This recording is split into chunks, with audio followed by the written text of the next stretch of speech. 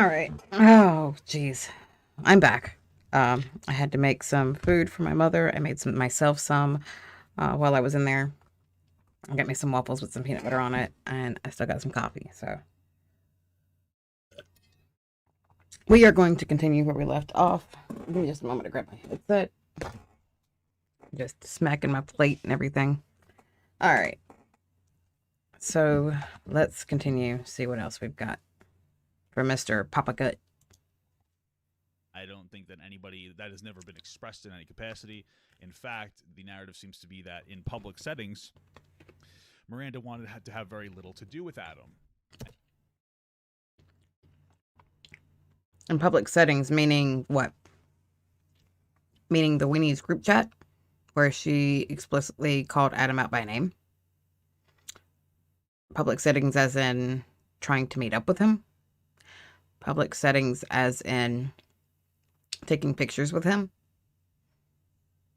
But what does it matter that in public settings she didn't want anything to do with him?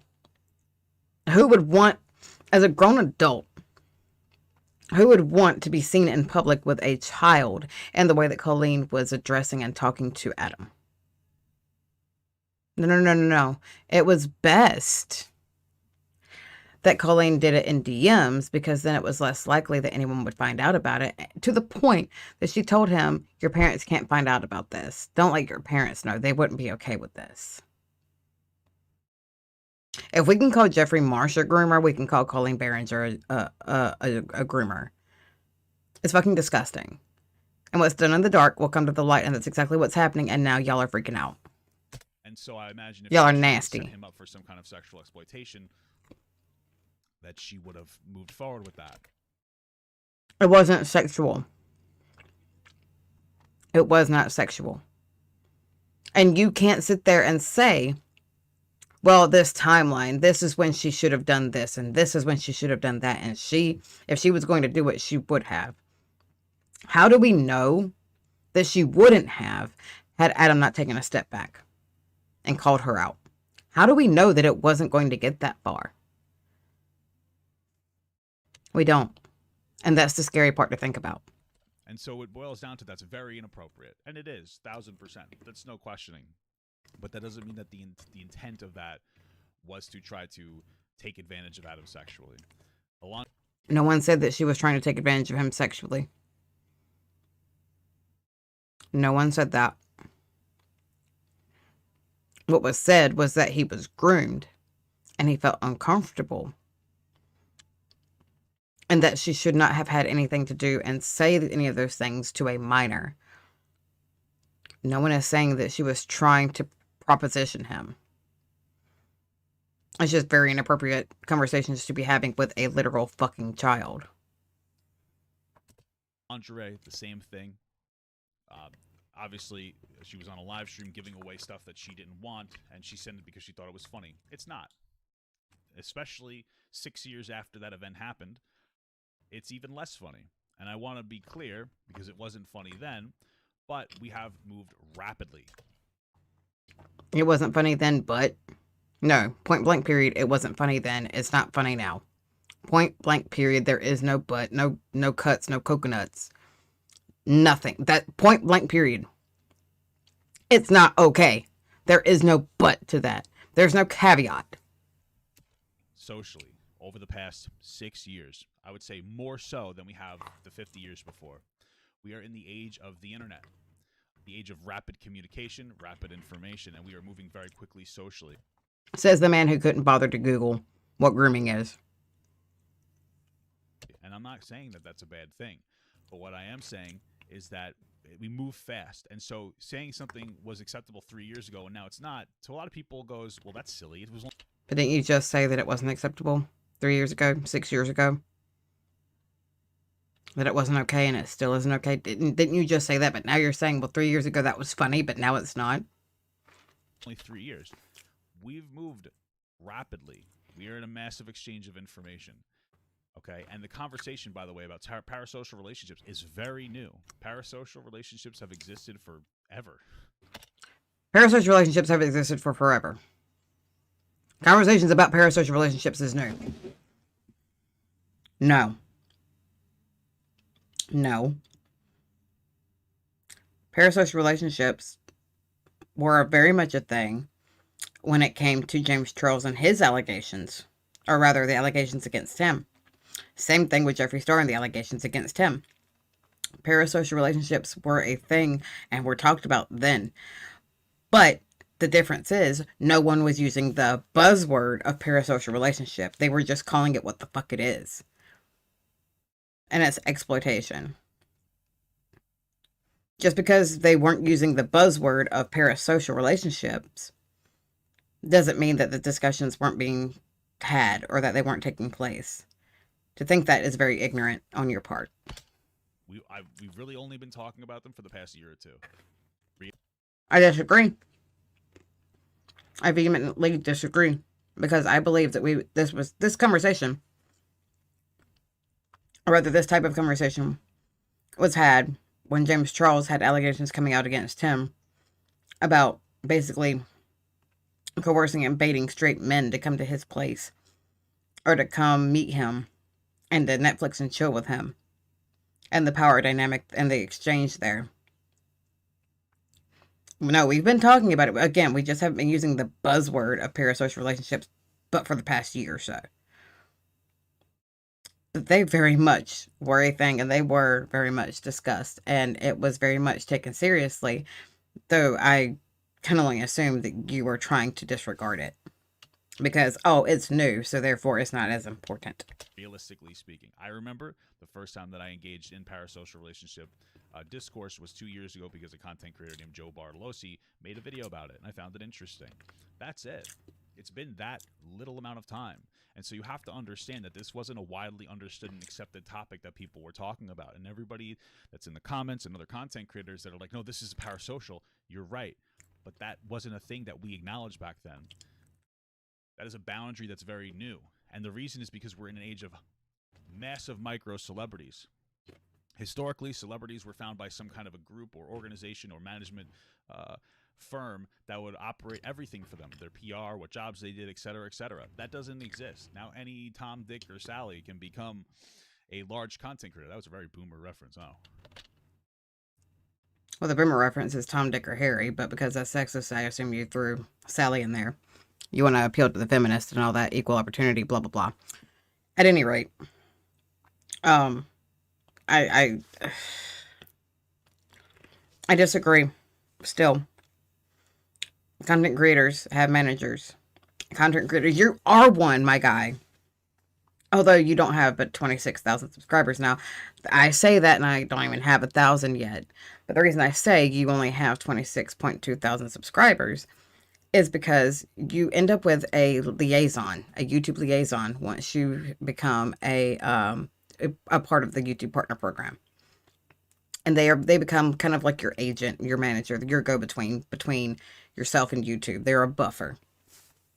And they can tell you, if you get a copyright strike, you can immediately reach out to them and be like, hey, is there any way you can appeal that? What are my chances of it being appealed successfully? Things like that, to where they can have the conversation with the YouTube execs specifically, and they can do it on your behalf without you having to jump through hoops, go through red tape, all that other stuff. So with that, there also comes assistance for those who hire them and have the money to do so. People hire assistants, people hire makeup artists, people hire hairstylists so that they are at the peak of their game when it comes to making their content. Does everybody do that? No. But it is something that is basically afforded to you. And it's something that you can, go out and, I wouldn't say achieve, but you can go into things with the goal of, I want to be able to have an assistant. I need an assistant. People have editors and assistants and managers and agents, people that handle their ads, like their sponsorships, people that control and say, hey, you need to do a sponsorship on this video, blah, blah, blah, blah, blah, and send it to the sponsor for it to get approval. I disagree with this whole, every Tom, Dick, and Sally can become a content creator and they become a celebrity. No, I disagree with that. I believe they could become a household name to an extent. Someone like Jacksepticeye, Markiplier, Trisha Paytas. They become household names. Excuse me, James Charles, Jacqueline Hill, or I think I already said Trisha Paytas. Jeffree Star, they become household names, but they are not the same type of fame that Hollywood would be. However, they are afforded the same opportunities. They are afforded a manager. They are afforded an agent if they so choose. If they want to take it upon themselves to say, you know what, I know what's best for me and I have enough self-control that I'm not going to put X, Y, and Z online, then fine. They don't need that team. But that team is there for help. The team is there to ensure that they have success. The fact of the matter is that Colleen reached out to a 16 or 17-year-old, which is Adam McIntyre, to post her Twitter, to post things on Twitter for her. She has a team, I thought. As far as I was aware, she had a team that could do that if she so chose. But she preferred to make the post herself. Fine, cool. At some point, she ends up saying, you know what, Adam, here, go for it. Here's my password. Here's my stuff. Post on Twitter. Go crazy. Go nuts. And then wanted to gripe and complain about what he posted when she had approved it already 3 times prior to it ever getting posted on Twitter. That is different. That level of trust and confidentiality and that is different than anything that is just the plain old parasocial. There's more to it when you're sitting there trying to hire a 16-year-old, and Adam wasn't the only one. Can become a large content creator with absolutely no guidance, and that doesn't exonerate them from any wrongdoing that they do. But I think No, it does not. to realize that these are human beings that don't have the same level of guidance, that are micro celebrities. Bill Cosby was a human being. Hugely famous people are still human beings. They're not exempt from anything either. They just have more money to be able to pay people off. That's all that is. And we have to understand the intent. And my intent is to come into this completely unbiased. You're already biased, though. You already think that Adam has some vendetta against Colleen. And that, Colleen didn't explicitly tell them to go after him. No, but she didn't stop it. You already are biased. You're already sitting there making excuses of, well, Colleen did some bad things, but she's not a huge celebrity, so she doesn't have the education to know better than to do this. It doesn't make it okay, but it doesn't make it okay, but it doesn't make it okay, but stop making excuses and just call it what it is. If you're going like this, unbiased, no one gives a shit about unbiased, because at the end of the day, you are playing Switzerland between a victim and a predator.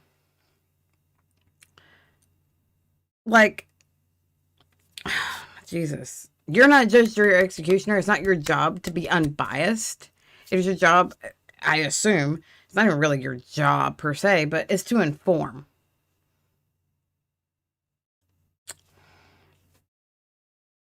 This picture you're painting, my guy, it ain't the look. This ain't it. People are filtering the behaviors of Colleen through her being guilty instantaneously, but that's not how these work. I understand it's a very human thing to do, but that's just not how it works. If you want to get to the root of what's going on and the root of the behavior, you have to be unbiased. You have to set aside.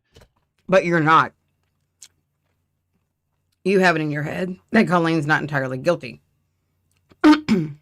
You have it in your head that Adam isn't entirely truthful. And I get that you're basically playing devil's advocate, but you're playing devil's advocate with the wrong party. You're not being unbiased. You're just making excuses for a terrible human being. No one is sitting here uneducated. There is literal evidence against Colleen. Literal evidence. And it's piling on day after day after day. And if you want to sit back and pretend that you don't see it, that's fine. If you don't want to educate yourself, that's fine. But that does not give you the okay to spread misinformation. And to paint a picture of Adam's the wrongdoer here, it's on Adam, not on Colleen. The way you're wording these and this entire video is that you've already made up in your mind. Yeah, Colleen did some terrible things, but she's not guilty. She was misled. She didn't know any better. It's all excused. It's fine. He should just get over it. He's overreacting. That is so fucking cringe. That's not unbiased. That's just playing the devil's advocate. And it's disgusting. It's a terrible take. Your personal frustrations and your personal feelings on a topic, and you have to talk about it like that. If you aren't capable of doing that, that's understandable, but you need to be more aware of your own personal biases.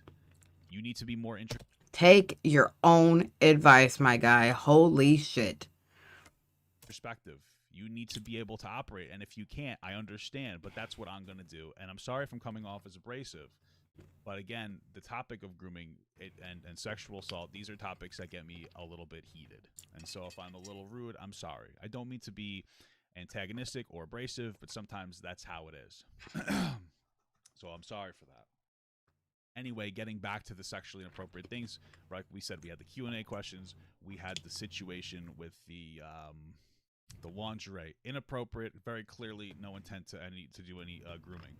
Then we have the period question, inappropriate again. Periods aren't sexual. You know, it's inappropriate to ask that question. It's a weird thing. She was probably writing a skit about periods because her Miranda character is annoying. But again, what do you think she wanted to do with that information? That's a lot of assumptions. She probably, I don't think she meant it this way. She probably, you don't know. Therefore, without having the information for sure in your hand, you can't make a statement whether she did or she didn't. Therefore, you cannot be biased, but you are continuing to make excuses based on what? To give the benefit of the doubt, to basically play devil's advocate.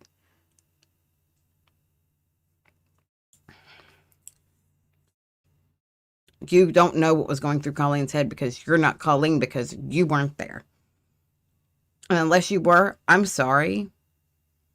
But if you're not going to take what Adam says as some sort of truth, then you have no right to speak on this matter because you had no place in it. This is not a place for you to be. This is not a place for you to attach yourself to. This is not an opinion that you need to form. There's no reason for this video to even exist.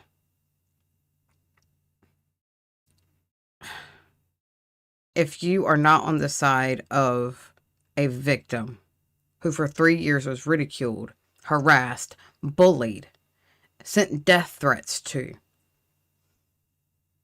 if you're not on the side of that person who has been hurt by the person that they cared about because of grooming, because there was a relationship there built on trust,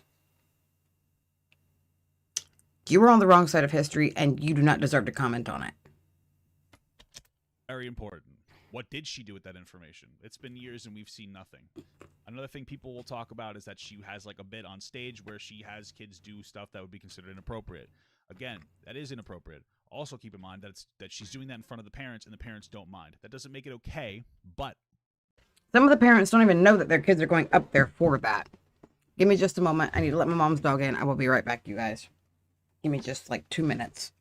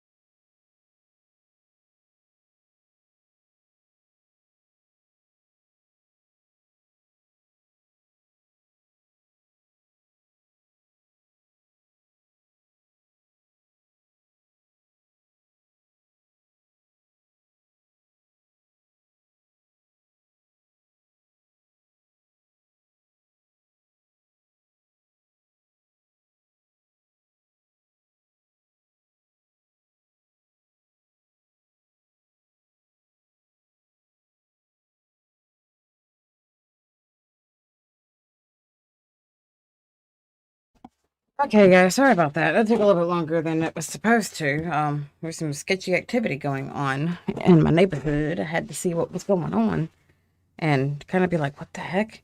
Um, it's actually pouring down right now. I don't know if you guys can hear it. I can. I don't know if you guys can, but it's pouring down rain.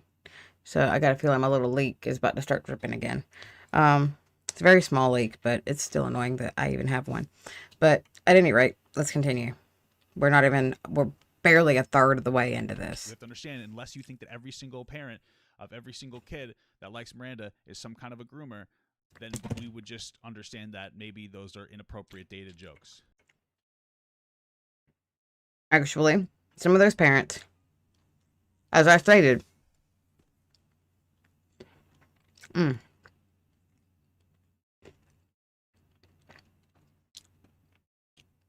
some of the parents are unaware that that's the kind of things that Colleen does as Miranda sings. They just go off with their kids, and parents, though, some of us that are parents,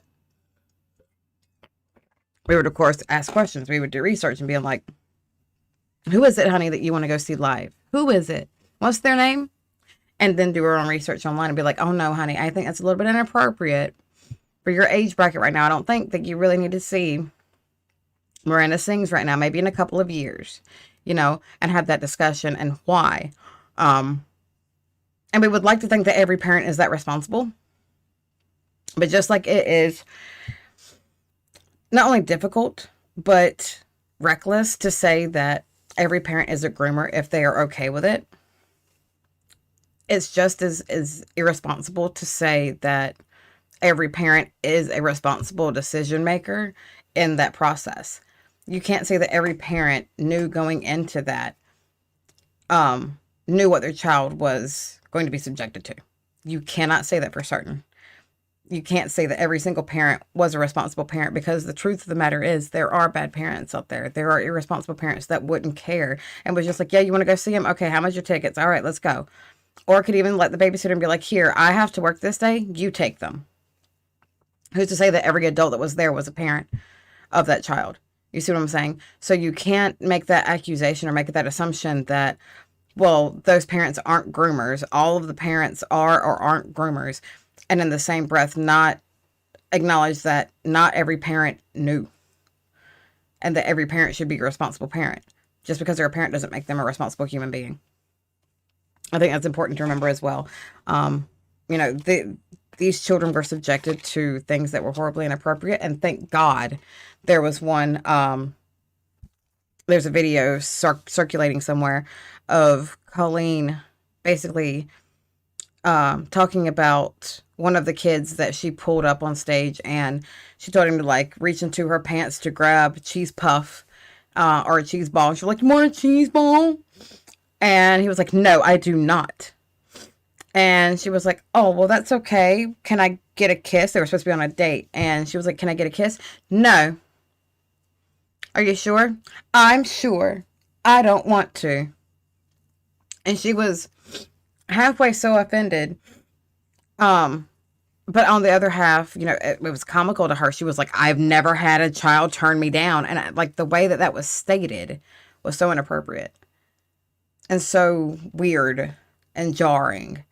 Um, but that's the reality, is like this kid didn't know he was going to get called up on stage. But this kid was just like, "You're not touching me, stranger danger." "I don't think so. I don't want to reach in your pants." And that just should have proved to her right then and there, like, maybe this is kind of inappropriate to have small children doing, because I believe the kid was like, I think she said he was between the ages of 6 and 8. So maybe like 7 years old. Split the difference. That's not okay. That is not okay. That's just like she had the yoga challenge. She did with, oh God, what was her name? Was it Brandy? Oh my God, I cannot remember her name. Becky? I can't remember her name to save my life. I know it started with a B. I am so sorry if I'm butchering this, to the girl who was part of this skit, but there was a yoga challenge where this girl was wearing a like a, what do you call those things? Like a romper. where it was like a shorts and a tank top together. It was like a romper. And Colleen spread her legs wide open and basically like objectified her on that stage. She didn't know that was going to happen to her that night. She thought she was going to be called up for a different skit. But that's what I'm saying, is you can't sit there and be like, oh, well, you have to assume that every parent is a groomer, if they were okay with this or whatever the case may be, that you have, then you, to defend your side, you have to assume that every parent is a groomer. No, you don't. You just have to assume that there were parents there that either weren't aware of the situation and what was going to take place, or they didn't educate themselves, or they were not very good parents. That's all you have to assume, which in this day and age is not a hard assumption to make. It's not a reach. The reach is assuming that every one of those parents is a groomer, and that's what you're basing everything on. Is that, oh, you guys are reaching because this is what you'd have to assume. No, you don't. You're making a lot of claims, a lot of bold claims, as a matter of fact. Okay? Keep that in mind, that public perception is important. Things change. Pedophile jokes were much more accepted not even 5 years ago. I think it's a good thing that they're not as much, but frankly, they used to be more accepted. And that's what it comes down to. Another inappropriate aspect. I believe, there's one last thing. There are people talking about in these group chats that Colleen was part of, or she had founded it. They were fan group chats. There were some fan fictions that were, some of which written by Cody. Yep. Where there was very explicit things going on, some of which with minors. My Yep. understanding is that Miranda didn't write any of them. Nope. I'm not even sure if she read any of them. If she allowed that in her group chat, I think that's inappropriate. But to be absolutely frank, I cannot trust the public perspective of anybody who's weighing in on this situation. Hold on. So you can't trust the public's perspective of anyone weighing in on that, but you just said public perception is important.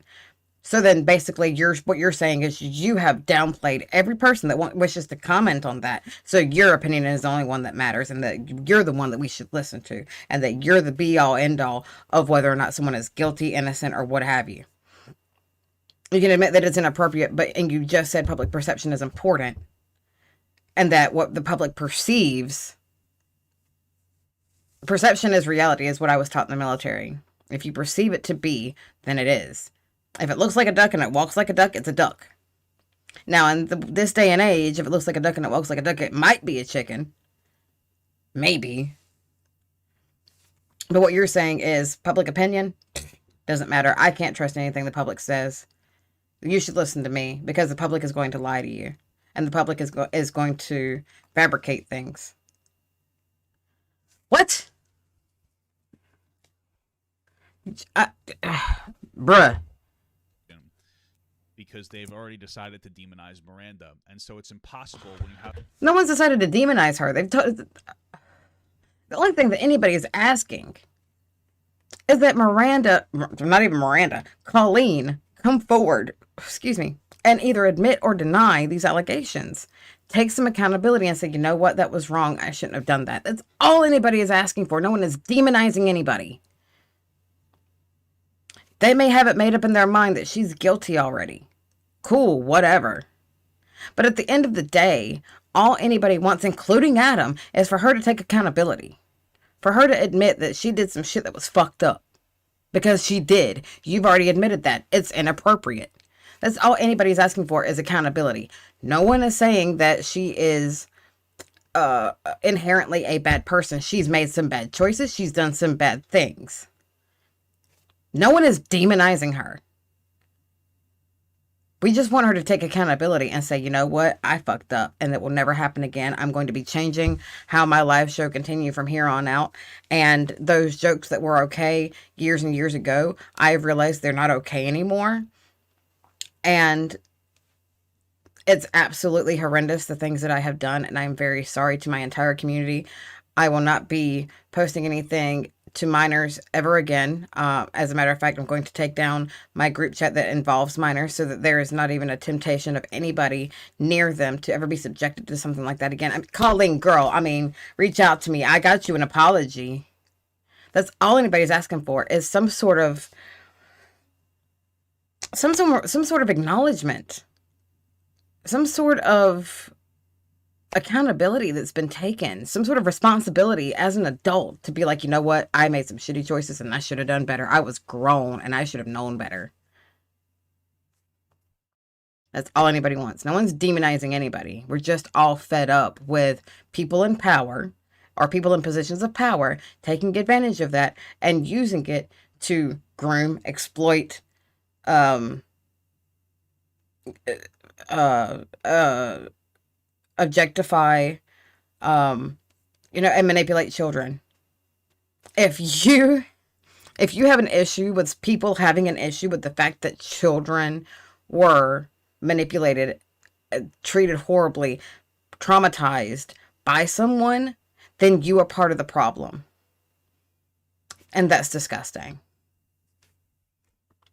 I'm glad that Adam spoke up, because there are so many who are victimized and who are taken advantage of as children because they don't have a voice. They're not taken seriously because they're children, and they internalize that shit and they never say another damn word about it, and they live with that trauma the rest of their lives. And the person that did it gets to walk away scot-free because they have made it so clear to that person that if you do, there's going to be backlash. If you do, I'll tell somebody that blah blah blah blah blah. They are blackmailed, they are abused, they are coerced, and in the worst way. And this happens to a child. I'm glad that Adam came forward, because so many people don't. We should all be cheering for Adam coming forward, period, point blank, for the fact that any child came forward at all against anybody. Because there are so many actual pedophiles out there that have these kids twisted up in their head, thinking that if they come out, nothing's going to happen. And if they find out, the pedophile finds out that the kid did tell someone, now it's going to be 10 times worse for them if nothing is actually done. Then that pedophile gets to do and abuse and manipulate over and over and over again and torment that poor child. It's sick. Kudos to you, Adam. Kudos. Thank you. Thank you for coming forward. I wish more children, and teenagers came forward and had the bravery that you did, Adam. Kudos to you. That took a lot of bravery. That took a lot of courage. That took a lot of healing, self-healing, to be able to come forward in regards to something like that. So kudos to you, my dude. That wasn't easy. Have people who've already decided that this is grooming, for you to give an accurate perspective, because simply put, it wasn't. It was. I don't mean to be rude, but I can't trust your framing on the topic. It's not framing. It's not my framing.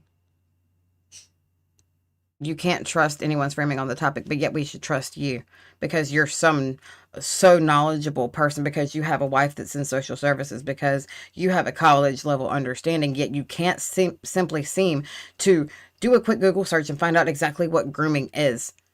But you want to say it's not grooming. It is grooming. It's not sexual grooming, but it is grooming. You don't have to trust my opinion. Actually learn to read, my guy. Learn to read. Learn to do research properly. You are spreading so much misinformation. You're the one that's allowing this to get out of hand. No one has once said that it was sexual grooming. You're the one that accused that. Like, you're the one that brought that shit up. No one has said that it was sexual grooming. No one said that grooming is inherently sexual. No one. Not even the definition. Which, again, you couldn't even bother to go to Google and find the actual true definition and quote it. You just pulled that out of thin air and was like, well, basically it means this. No, I want to see you quote it. What does grooming mean, Papa Gut? What does grooming actually mean? Not what does it mean to you? What does it mean? What does it actually mean? What is the actual definition? I want to hear that shit word for fucking word come out of your goddamn mouth. And yes, I am pissed, because if you're going to sit there and say that he has no right to have any allegations against Colleen, then you better come prepared and you better come with the information and the evidence to disprove him. You haven't done that yet. You haven't said a damn thing other than how you feel it should be handled or how you think grooming works. Your opinion don't mean shit. Facts don't care about your feelings, and the fact of the matter is, Colleen groomed Adam and multiple others. That's just how it is. If and when these group chats come out, I'm sure they're going to show inappropriate behavior, but again, they've already come out. You are a day late and $1 short, my guy. They have been out. You said you did a deep dive. You said that you watched all of these videos. The group chats were in those videos. There were quotes of it. If you watched Cody's video, you saw that Colleen basically told Cody, yeah, go ahead with the smear campaign. Here's all the information you need. That tells me you didn't do a deep dive. You didn't actually do any research. You didn't truthfully watch any of the videos and take anything away from it. And you chose what you had selective memory. And you chose what to remember and what not to. Because it was all right there on the screen. Every single drop of it. Every single bit of it. You chose to ignore it. Again, do you think Miranda was trying to set children up for sexual exploitation? Or do you think that she's an idiot? Frankly, I think that she's probably just an idiot. And that's what I've seen so far from everything else. So now we've gotten all the sexual stuff out of the way when it comes to these allegations of grooming. And so it's not an allegation of sexual grooming. This is an allegation of grooming, which again, if you do a simple Google search, my guy who said that you did all this research, grooming is not inherently sexual. It can become sexual. It is not inherently sexual in its own right. Context clues are important, just like public opinion is important and public perception, which you said was important, yet you don't trust public perception. You make no sense. So now we can talk about what grooming is fundamentally in a non-sexual capacity. To be absolutely honest with you, grooming in and of itself, the word isn't inherently bad. It's not inherently bad to engage in grooming, except for on the internet, because we Are you dense? Are you stupid?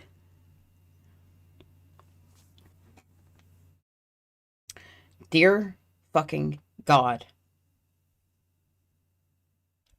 Manipulating, forming a relationship with a child built on trust.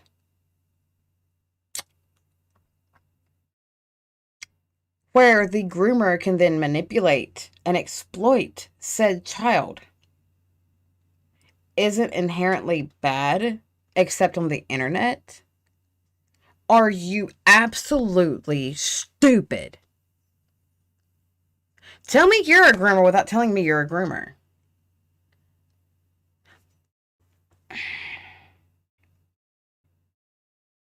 Oh my God. When is it ever okay to groom a child, whether on the internet or not? When is it ever okay?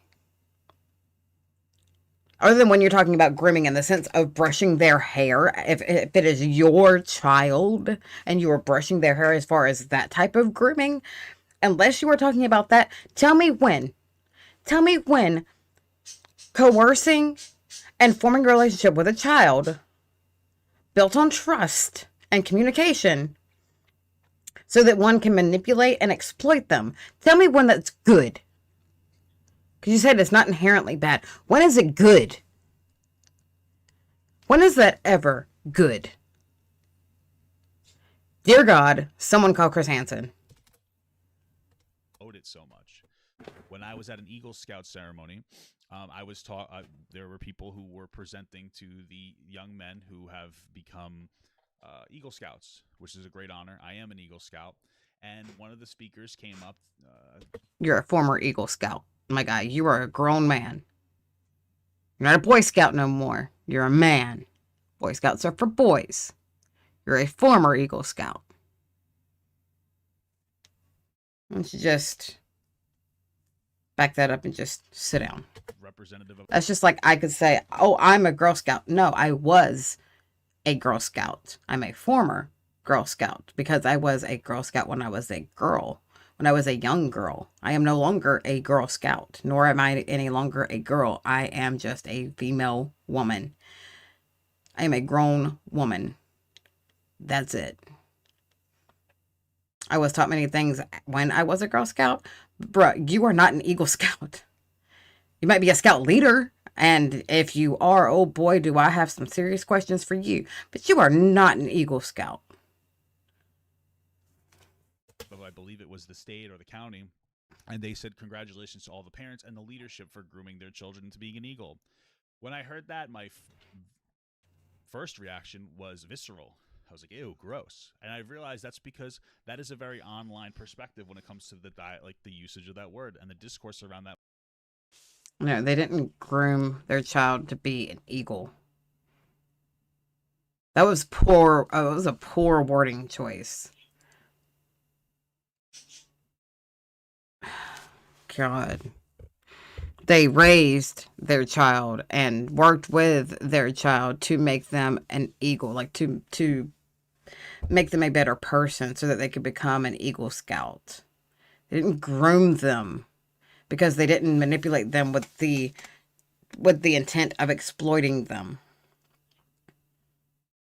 Like, my God, you are so ignorant. Dear Jesus Christ. Oh my God, my brain hurts. I'm losing brain cells as this guy keeps talking. My brain actually hurts right now. I cannot. Oh, I cannot fathom. Please tell me you don't have children. Please tell me you don't have children. I am so concerned. And your wife is a social worker. And I've seen some social workers fail. Horribly. Fail children horribly. Like, oh, Jesus Christ. They've not, someone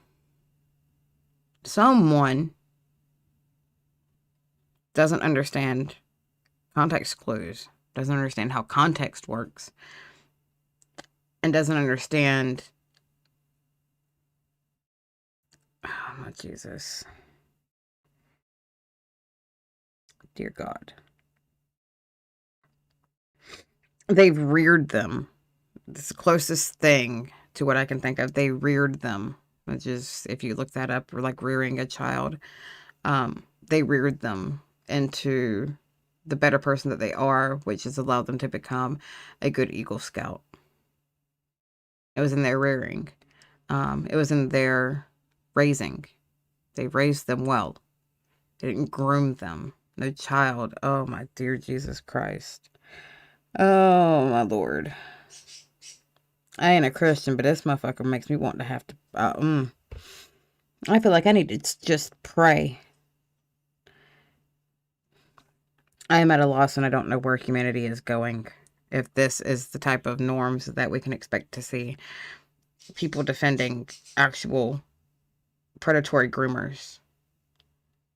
Like, to compare... That's comparing apples and oranges. And to say that those parents in any way equate to the type of grooming that Colleen did basically means that the parents have taken their hands back and said, here, Colleen, raise my children. If you're using that as context, if you're saying that Colleen meant no harm in the grooming of a child or children, you're saying that the parents basically went hands off and they gave Colleen the go ahead to raise them. No, Jesus Christ. Dear Lord. And you know what's really sad is not only, it's real easy for Papa Gut to sit there and, downplay Adam's experience because Adam was a child. Maybe he, quote unquote, well, I wouldn't say quote unquote, but like maybe he was confused. Is the type of mentality that I feel is coming from Papa Gut and in the aspect of Adam, maybe he took it too seriously. Maybe he was confused in what she meant with her intentions. Maybe, he took it out of context is kind of, I feel, his way of excusing it away. But in doing that, Adam's mother came forward at one point and basically stated that this was not okay and not to like have anything to do with her child any further. You're not, at the end of the day, you're not just downplaying Adam and his experience, but you're downplaying his mother as his caretaker, as looking out for the best for him, and basically saying that she had no right to do that, that she had nothing to worry about and she should have just kept her mouth shut. And that Adam should have too, because he obviously misunderstood or took it the wrong way. That's what this is reading, and I don't know.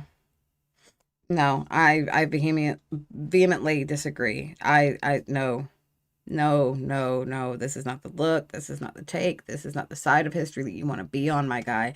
This is so ignorant. This is so sloppy and messy and not it. Oh my God. Give me just a second, guys. I'm gonna grab my other pack of smokes. It's in my purse somewhere, and I think it's right over there on the other side of the room. Give me just a moment. I will be right back because, oh, this is a doozy.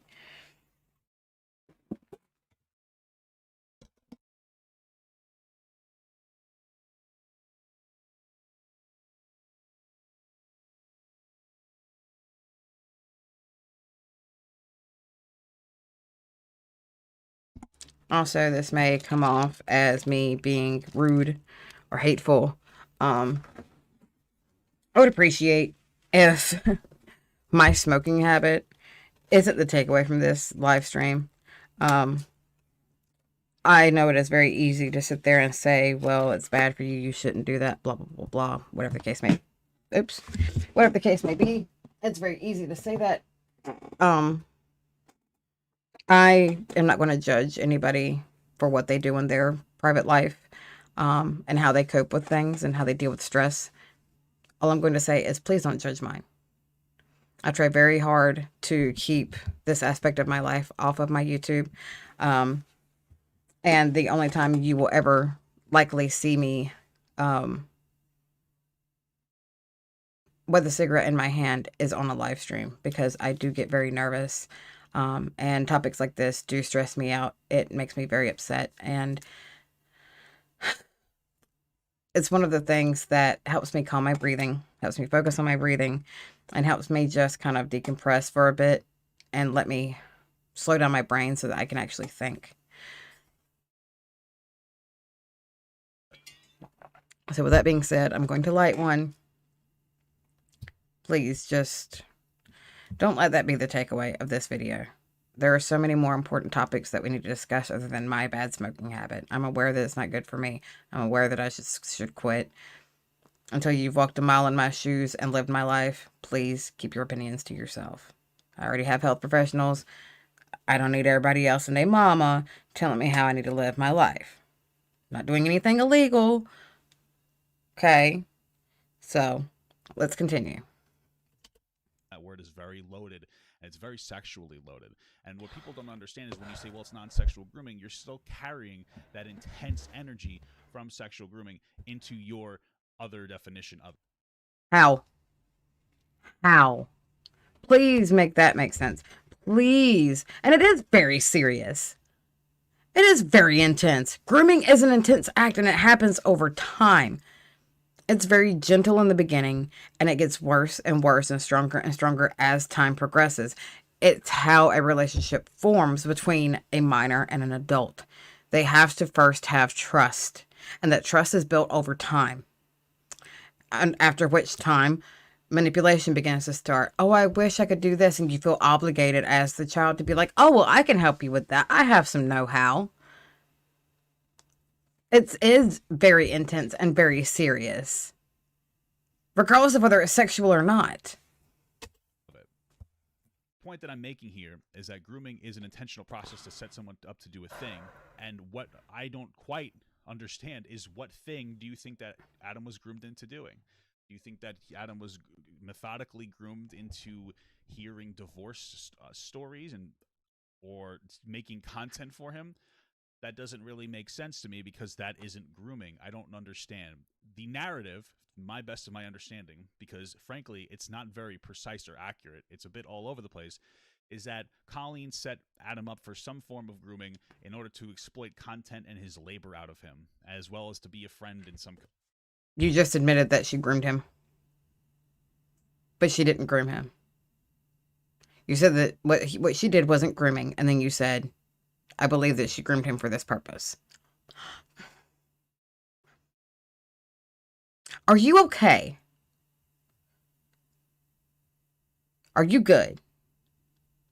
Make it make sense. Capacity, I guess. To be honest with you, it hasn't been well defined. That's the best thing that I could come up with. That she groomed him for content. I don't even know how to respond to that. What is? So I want to ask a question. What do you? Here's my question: is if Colleen didn't feel guilty in some way, shape, form, fashion, yes, she's on tour. I get that. But if she has to be seeing this, she takes some time, she goes to sleep. You know what I'm saying? Like she has to see some of what's been going on. If she's not guilty of doing what Adam has said she's doing, then why hasn't she come out and made a statement saying that is a bold-faced lie? Like, I never groomed him. Yes, I did some shitty things, but I never once groomed him. I had no reason to groom him, blah, blah, blah, whatever the case may be. Why didn't she come forward and say that she didn't groom him if she didn't groom him? It's that simple of a statement, like, I never groomed him. I might have done some shitty things in my past, but I never groomed Adam. You think should happen to Colleen based on that? Do you think, because the way that you guys are talking about it, whether you said you don't trust our opinion, you don't trust public perception. You've already told us that our opinions don't fucking matter. So why are you asking what we think? You don't give a shit, right? You don't care. You don't care about public perception, which means you don't care about what happens to the public or what their perception of what happened to the public is. You've already basically stated that you don't give a shit about Adam because you've said no one cares. Sadly. Oh. You don't give a shit. Why are you pretending you do? Oh, right. Oh, right. That's right. You want engagement so that you can get paid, so that you can piggyback off of Cody and Colleen and Adam. They hit the nail on the head. you intended or not, is that she needs to lose her children and go to jail. You think Colleen is an unfit mother because of this. That is the proportionality. That would be the proportional punishment to the way that you are talking about this topic, is that is what that is. There are plenty of pedophiles currently that have children and should have their children taken away and do have their children taken away. Am I saying that is automatically the thing that should happen to Colleen? I can't say. I'm not the judge. I can't sentence her. What I think is that it should definitely be brought to a court of law for someone else to decide, for someone else to dictate and put it into their hands. That's what I think. I don't necessarily think that her child should be taken away or that she should be locked up. That's not my choice to make. That's not my job. Job. I'm not judge, jury, and executioner. All I can say is that factually, she did some really fucked up shit. Factually, she talked explicitly and inappropriately to a minor, to multiple minors. Factually, her skits on stage are objectifying toward minors and should not take place. That's all I can really say. I can't say whether or not she is an actual horrible person. I can say that she's done some terrible things. That's what I can factually say. But it's not my job, again, to be judge, jury, and executioner. That is for a court of law to decide. And that's all I want is, me personally, that's what I would like to see. Whether it happens or not, it's completely irrelevant. What I would like to see is that it reach a court of law and a judge say, this and this and this is your sentencing. Or we have found you innocent, or we have found you guilty, or blah, blah, blah, blah, blah, whatever the case may be. Honestly, if I were to sentence her, if I were a judge, deplatform automatically. All social media is gone so that can't happen to another minor. And, the other thing that comes into my thought process is her child is an infant. She hasn't proven that anything in regards to that her child is in danger, right? And so I hate saying that there are differing pedophiles. But there are pedophiles that will and can objectify small children, very small children. And then there's ones that go for the ones that are preteen to teen, minor attracted people or persons or whatever, which basically is from the ages of, like, 12 to 19. Usually 12 to 17. They want them before they become legal, become an actual adult. By that point, it's a big no-no. And that's around the time that Adam got out of it, was when he was 17 years old. And I think, just based on what I've seen, that may be part of Colleen's issue. Now, I don't know if she is attracted to him, or if she just was really stupid and just was like, I should have never engaged with a minor and told them these problems that I was having in my life. And that was really inappropriate and I was dumb. Okay. I don't know if it's that or if she actually is genuinely attracted to minors of that age. I couldn't say for certain.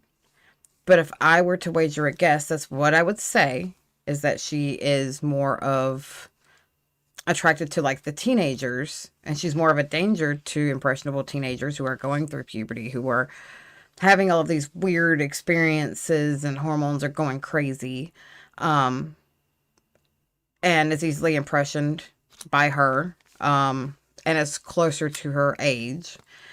I think she's more of a danger to them, and therefore should not have any sort of presence online to be able to talk with them. That would be my stance. Don't necessarily think her child should be taken away, but definitely presence online, go bye-bye. No more live shows. No children under the age or around the ages of blah, blah, blah, blah should be around her. I'm not entirely certain how law works, or how the law works when it comes to cases of that, and how children and things like that, and how it's prosecuted, how it's decided. But that's what is making sense in my head. But again, this guy over here doesn't care about public perception, but he's asking, what do you think? This is where this is going to go with y'all's blah, blah, blah, blah. Here's my question. If she did do something horrible, like if it did go to court and the judge said, your child is taken away, you will never see your son again, or your children again. You'll never see your children. You'll never see your nieces or nephews. You'll never see another child as long as you live. And you'll do time. You'll be on whatever, this watch list, blah, blah, blah. If a judge says that, would you then believe it? Would you then think that you're on the right side of history? Would you then believe in public perception? Or would you still be like, no, no, no, no, no, that was rigged. That was a rigged lawsuit. That was a rigged court proceeding. Mistrial. Is that what you would say? It just makes me wonder, like, ugh, God. It's just like saying, oh, well, this R-wordist has a family, and he R-worded a child, or he R-worded a young woman she was like 20 years old. He R-worded a young woman, and now he's going to jail for 20 plus years or some shit like that. Oh, but she shouldn't have accused him because he had a wife and kids. That's what you guys are saying, is that he should never see his wife and kids again. Damn straight. He's a terrible fucking person. So, like, just because she has a husband and kids, what, she shouldn't be held accountable? This is reading so horribly. This is not the take, my guy, at all, period, point blank. I think that it is a very disproportionate thing. I think she deserves criticism, but like most things on the internet, this criticism is never proportionate. It is massively disproportionate. And in an online space that doesn't understand how to define grooming, where we're canceling 19-year-old... Ho. An online space that can define grooming, that a third grader could define by looking up on a simple Google search, but you couldn't even manage to fucking do. You want to critique everybody else, but you won't take a look at yourself. Your accountability needs to come into question now, sir. Because now you are sitting here saying, well, Colleen shouldn't be held accountable because I'm not being held accountable because I haven't done anything wrong and I don't think she's done anything wrong because y'all don't know what the word grooming means. Yes, the hell we do. You're the one that doesn't. For talking to 17-year-olds where everything is some form of sexual assault. I don't. He was 15 when it started. Not 17. He was 17 when it stopped. And he came out with his first video. He was 15 when it started. Let's not act like he was just before becoming an adult when this took place. I think that the online discourse is prepared to talk about this in the right way. That's not to say that there aren't people who are groomed on the internet, because it certainly does happen. But every time this story or stories like this gets pushed as grooming, people sit on the sidelines and go, huh, and they care less about actual grooming victims. Actually, no one cares any less. This is a terrible situation that Adam has gone through. And if anybody has gone through worse than he has, they deserve to be acknowledged and they deserve to be vindicated and validated. And they deserve to see their aggressor put behind bars or have justice served upon them. This isn't diminishing anything. As if anything, it is bringing awareness to the fact that grooming can be very, very, very sneaky. And that's how it's meant to be. It is sneaky coercion and minute manipulations that cause all of this, that lead to the type of situation that Adam is now in. You are downplaying his trauma and basically saying he has no right to be traumatized because he wasn't, quote unquote, groomed by your fucking standards. That is so wrong. That is so vile. And because his isn't as bad as somebody else's, it's not as important. And you're accusing him of downplaying other victims' grooming stories and experiences. This man was traumatized as a child, and you want to downplay that. He was 15. He was a fucking child in the height of his puberty and was taken advantage of by a grown adult capable and able of having clear, concise thoughts, knowing full well what they were doing, and did it any fucking way. That's disgusting, and you're excusing that behavior by downplaying what Adam has said. That is fucking vile. That's a fact. That is a fact. It is a fact that you're vile. Adams, I don't think, is pushing any false allegation, but he happens to be wrong about this. No, he doesn't. Do a quick Google search. He's not wrong. You are. Sorry. That's how it goes. Facts don't care about your feelings. Doesn't matter how you feel about what a groomer is. It's about the definition, which you couldn't even manage to quote or even do a quick Google search to find out what the actual definition of it is. And that the fact that it has nothing to do with sexuality or being sexual, but can lead to that. It didn't get there yet. We can't say that it wouldn't have.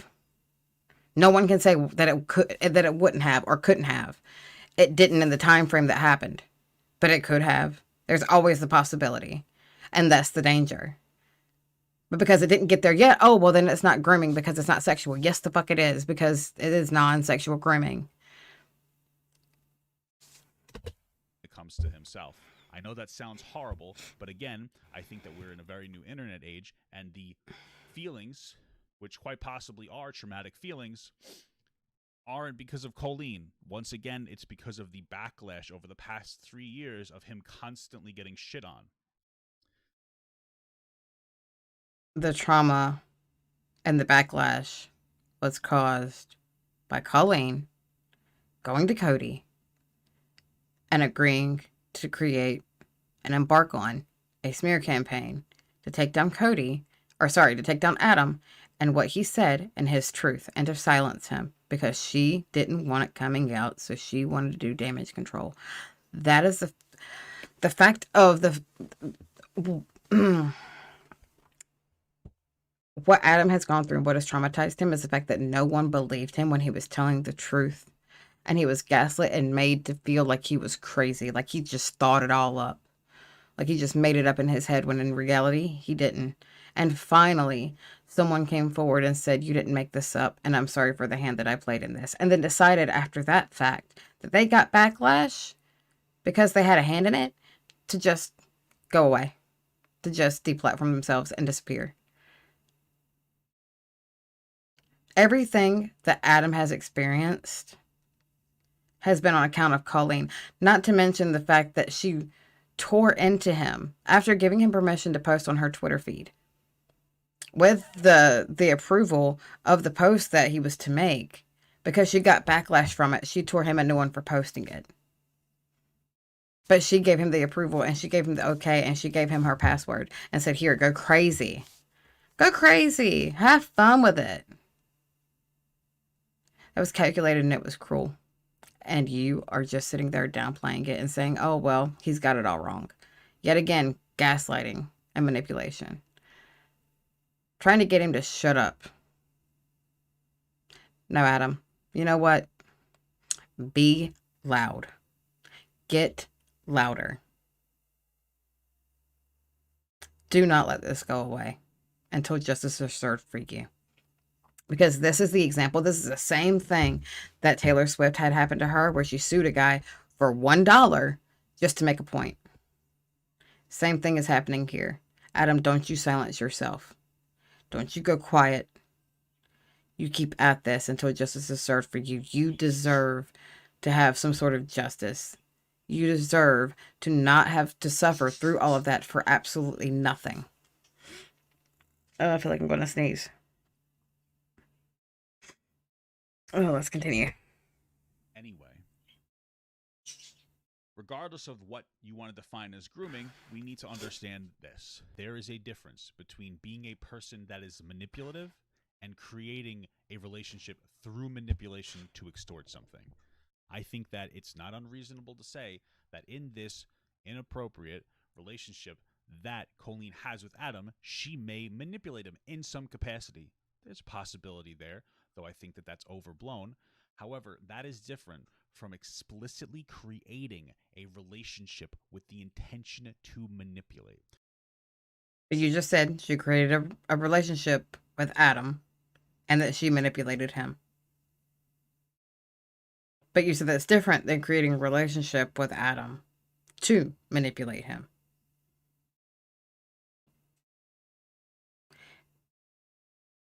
If she didn't create a relationship with Adam to manipulate him, then what was the point of creating a relationship with Adam and then manipulating him? What? Oh my God. If she didn't create a relationship with him to manipulate him, then why would she manipulate him? If X plus Y equals Z, then Z minus Y equals X. But you're over here saying X plus Y equals Z, but Z minus A equals Y plus Z.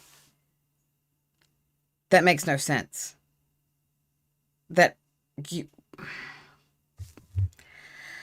Oh my Jesus. Right? I'm sure all of you have had shitty manipulative friends before, but it doesn't mean they created their relationship to manipulate you. They just happen to be people that are manipulative. Now, again, maybe that's Colleen. Possible. I don't know that I've necessarily seen that, but that is... But the fact of the matter is, regardless of whether that is... Oh, look at that definition of grooming. You finally brought it up. Now you have to be the big boy and be like... And I guarantee you're not going to admit that you were wrong, but the next definition of grooming is probably the same one that we saw, and now you're having to concede and be like, well, maybe it was non-sexual grooming. Bruh.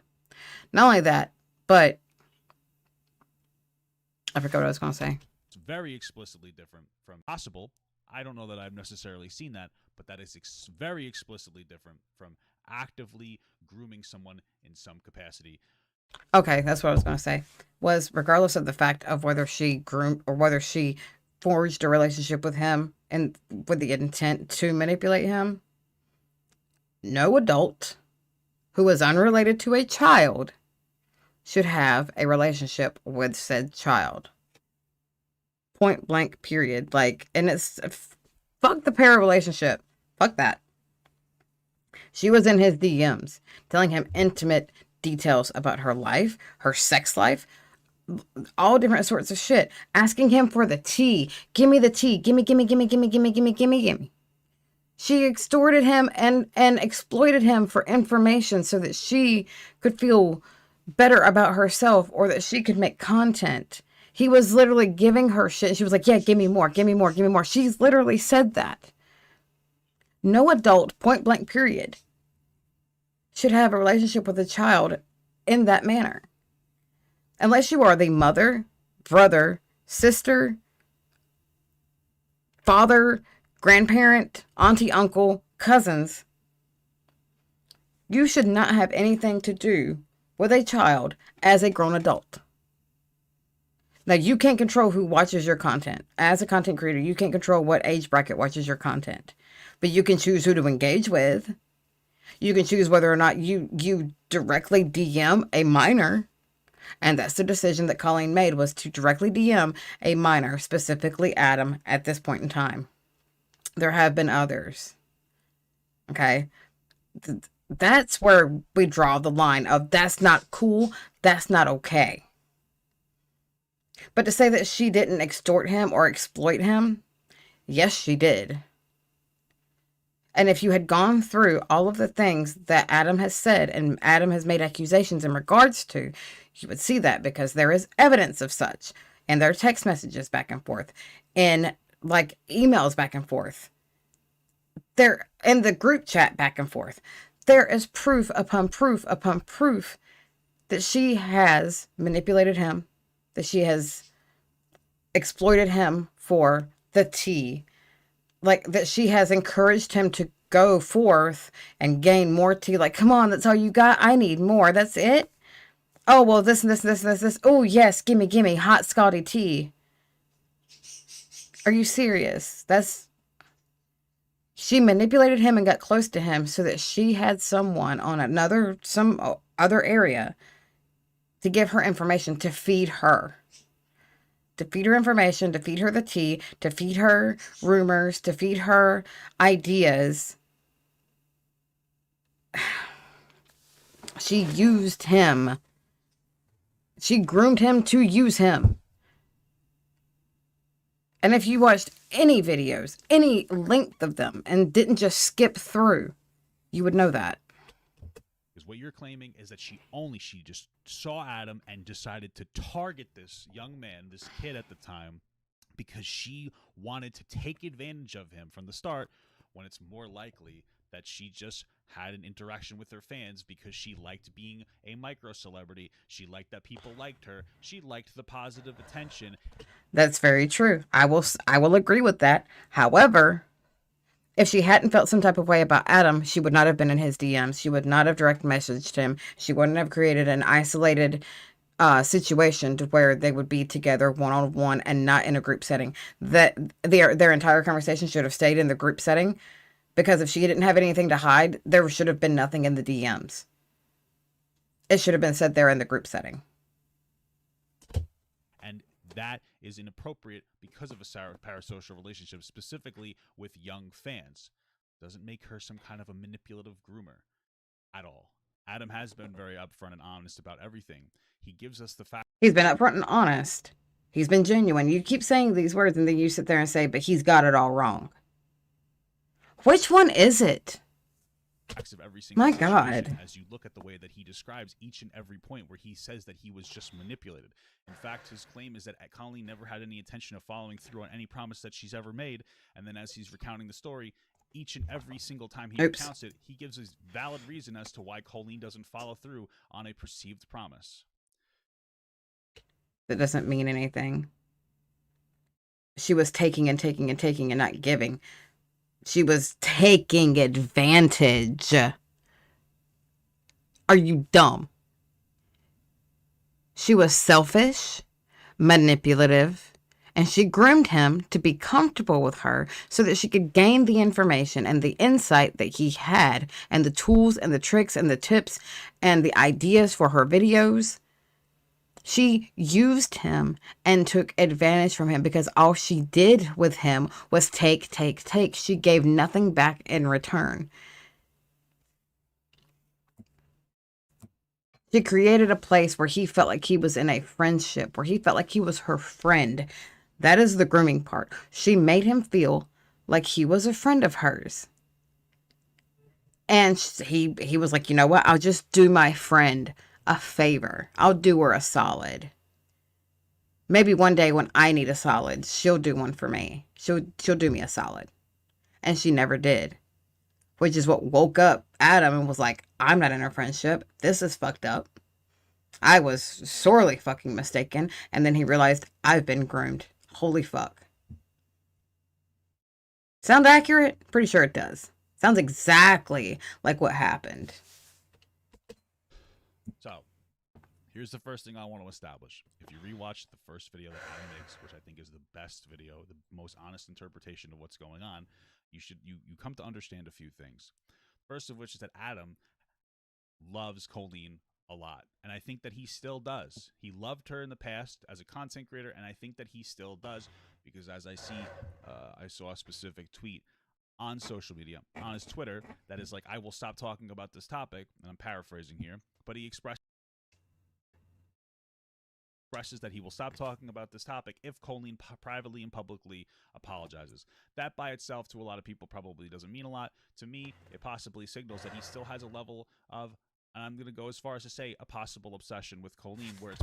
That is not obsession. He has some respect as far as humanity goes. He respects her as a human and is giving her the benefit of the doubt of, you will be a responsible woman, a grown person, and you will issue an apology for all of the wrongdoing that you've done to me.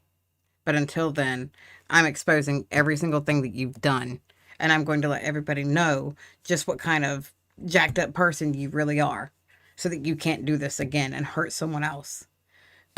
He's giving her the respect and being the bigger person here that she never gave him. All she gave him was backlash and a smear campaign. That is it. So this time he's like, you know what? I'm going to be the bigger person. Colleen, Corey, you guys apologize to me. I'll drop the whole thing. I'll stop making all of these videos. I'll never bring it up again. Because he's never once gotten an apology. He's never once gotten an acknowledgement that, hey man, I'm sorry. I really fucked up. I did some real jacked up shit. And I put you through a lot of shit, and I'm real sorry for it. He's never once gotten that. He's entitled to that.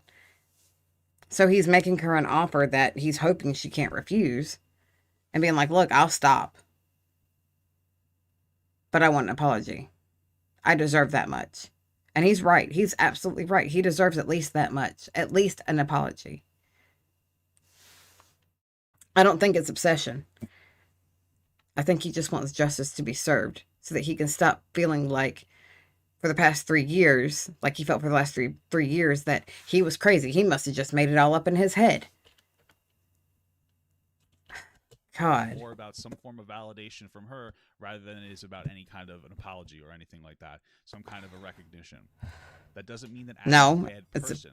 He wants an apology. Relationship started, some form of justice. At least his relationship with her started at age 11, when he started to be a huge... Okay, there you go. Age 11. 11 years old, and by... Bruh. You're saying that Colleen wasn't overly inappropriate. You're saying, oh yeah, that was inappropriate, but... It was inappropriate, but it was wrong. She shouldn't have done it, but... No buts. If this shit started at 11, that is gross, that is vile, it is unacceptable, and it is... no. It's unforgivable. Not okay. No butts, no cuts, no coconuts. It is point blank just not fucking okay.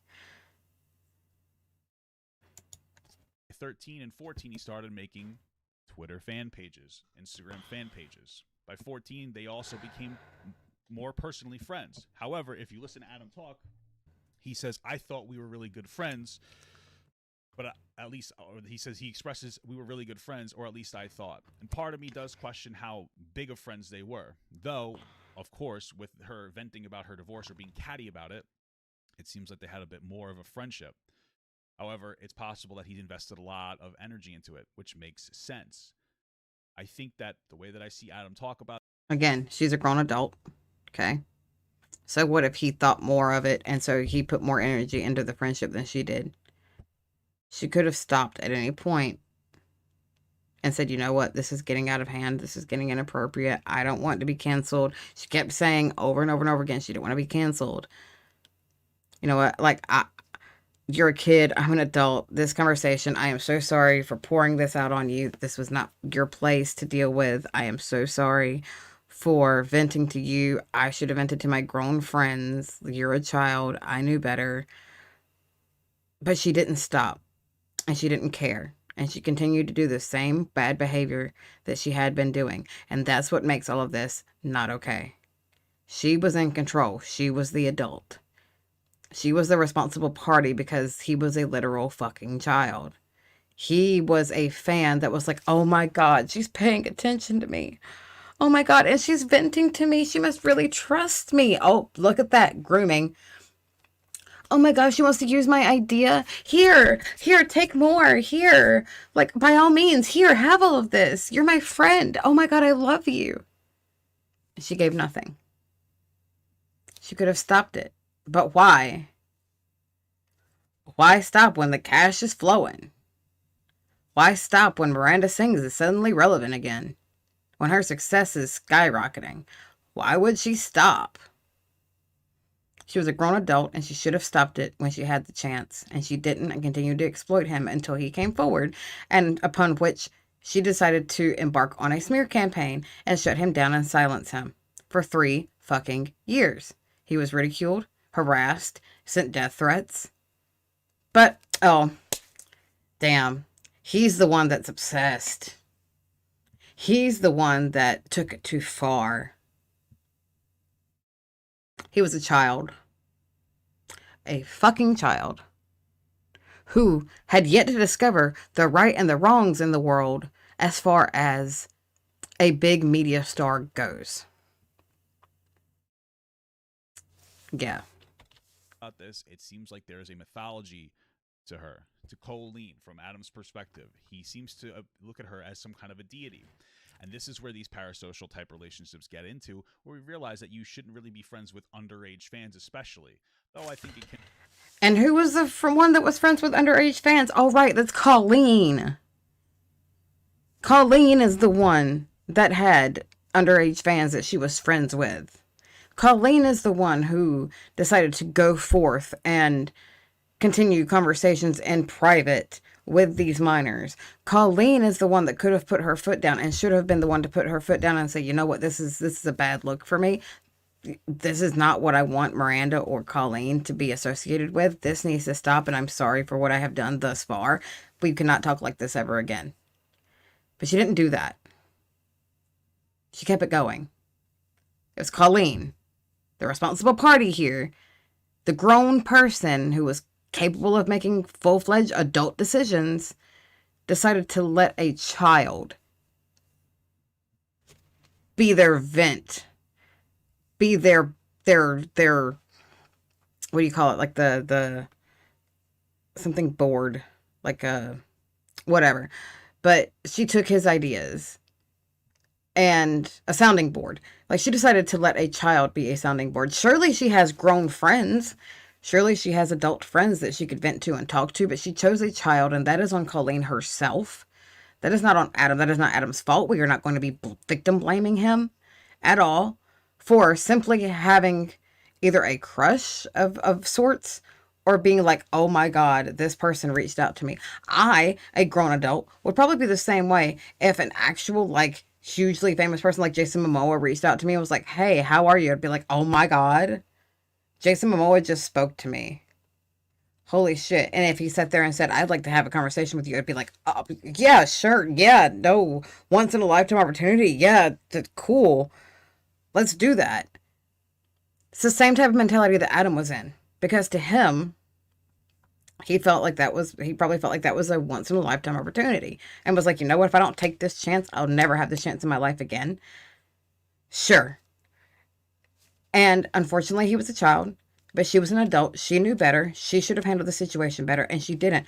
We're not going to sit here and blame Adam for literally being a fan of someone and being and thinking for a split second as a child that they were friends with someone that they looked up to. That's not what we're going to do. Can be appropriate to be friends with fans of age, of course, but it can be inappropriate because I think young people can have a very hard time differentiating celebrities from actual people because celebrities are actual people. I will agree with that. But I think that there can be an unhealthy relationship that's developed there. Another thing that I think is very important to acknowledge is that Adam comments that the parents thought that this was a good thing when they first started talking. Without the other stuff, it changes, and we'll get to that. But fundamentally speaking, Adam's parents, who seem to be good parents, were happy, not just okay with, but happy from what he expresses about their friendship. He wasn't, from what I've gathered, they weren't happy about the friendship. They were happy for him if he was happy. So, meaning that he was in a situation where he felt safe, he felt happy, and he was like, Mom, look, like she's talking to me. We're actually friends. Like, look. And I think his mom was like, That's nice, honey. That's really good. I'm glad that you found a friend. I'm glad that you are able to talk to someone. If you're happy, then I'm happy. I think that's more along the lines of what it was rather than being like, oh my God, you're talking to Colleen. That's the best thing ever. You know what I mean? Like, mm-mm. Stating that they thought it was really nice that a big content creator would be active with their fans. Now, Exactly. this doesn't make what Colleen did appropriate, but what it shows us is that the mentality from people, adults, at that time, 6 years ago, was that this type of behavior was acceptable. Do I think it is? No, I don't. But we're also 6 years later, again. They didn't know about this situation. His parents did not know the content and the context of what was being sent and said back and forth until all of those screenshots were leaked by Cody. And then his parents found out and they completely were just like, no, absolutely inappropriate. And they at some point they found out prior to that. I don't remember how. And they had a situation with Colleen or a conversation with Colleen. Jesus Christ. Oh me, oh my. They did not know the full context that was going on between Adam and Colleen, and had they had full context, I don't think that they would have been okay. To pretend that they knew full well exactly every single thing that was going on and they were perfectly fine with it, I think is a rather ignorant take. And you're basically painting Adam's parents as being kind of like, oh well, like head up in the clouds, like too blind to see what was going on. I don't think that they were blind, and I don't think that they were ignorant to the situation. I think that they were hidden from the situation. I think that, once Colleen was like, don't let your parents find out that we're talking like this, he was like, all right, absolutely, sure. And that should have been red flag number one, but he thought, hey, I'm having exclusive conversations that nobody gets to have with Colleen. It made him feel special. He didn't want that to go away. Once it did come out, his parents, rightfully so, had something to say about it. But up until that point, they did not understand the full context. So let's not pretend that they knew full well what was going on entirely in the context of the group chats and the DMs, and that they were perfectly fine with it. Let's not pretend that that was the case. After a massive amount of social change has happened. And so if we're going to fault Colleen for being some kind of a groomer specifically because she started talking to an underage fan non-sexually, that means that you would have to think that Adam's parents were okay with grooming, which they're very clearly not. Oh my Jesus. That's the only point, is that fundamentally... Did you stretch before that reach? Wow. Like, oh my Jesus. I have an issue with this relationship. Neither the parents nor Colleen did, and the societal atmosphere at the time probably wasn't too much against it either because we weren't very educated about parasocial relationships. As time went on, obviously things got a little bit bizarre. But to recap, let's kind of finish. Let's just get through the fallout first, and then we'll go back to the other situations. When we hit the fallout of this particular topic, it seems to be that Adam was promised an internship and possibly an actual job if things went really well. Adam's perspective now is that he was never actually ever going to get a full job, and he believes that he was just being manipulated for content. Frankly, while it is possible, based on what we know, it's very unlikely. Wildly unlikely, in fact. And the reason for this is How is that wildly unlikely when that's exactly what happened? He was promised an internship. She was milking him for content. She was creating content of which she came up with the ideas for, and then gave him nothing in return. No internship, nothing. So why do you think that that is wildly false? very clear. Their relationship ending has an excuse to it. There's a reason to it. And it is that they had a situation where Adam had posted a tweet on Miranda's account, right? Because he reached out to her or she reached out to him in some capacity to revive the Miranda Sings account. And Adam had made some kind of a queer baiting tweet or whatever. Doesn't really matter because it's not Adam's fault. It's Miranda's fault. She co-signed it and allowed it to go through. Yep. But that's what happened. Then it seemed like Miranda was venting to him after she got a lot of backlash, and it does seem that she suggested that it was his fault in some capacity by saying, I would have never tweeted something like this. Now, I don't know if she intentionally tried to shame him or make him feel bad.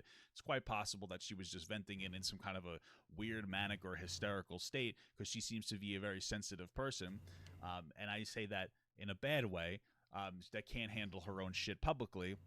However, that doesn't show this, and then they had it fall out of their relationship.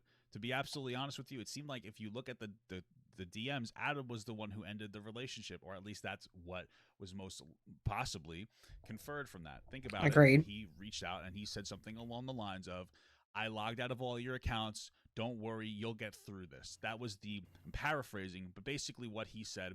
And it's very possible that that signals to Miranda that he's quitting. That's a very normal human thing. Either way, regardless of how much of an asshole Miranda is in this situation, it was very clear to me that things ended because of that, not because she had no intention of ever actually paying him to revive the Miranda Sings. And that's very important because that intentionality. But the amount of time that he spent actually reviving the Miranda Sings account and giving her content over the years, for I think it was about 2 years, that internship should have come up. And she said, I believe she said something along the lines of, when you turn 17, we'll talk about it. That conversation never happened. Then the thing with the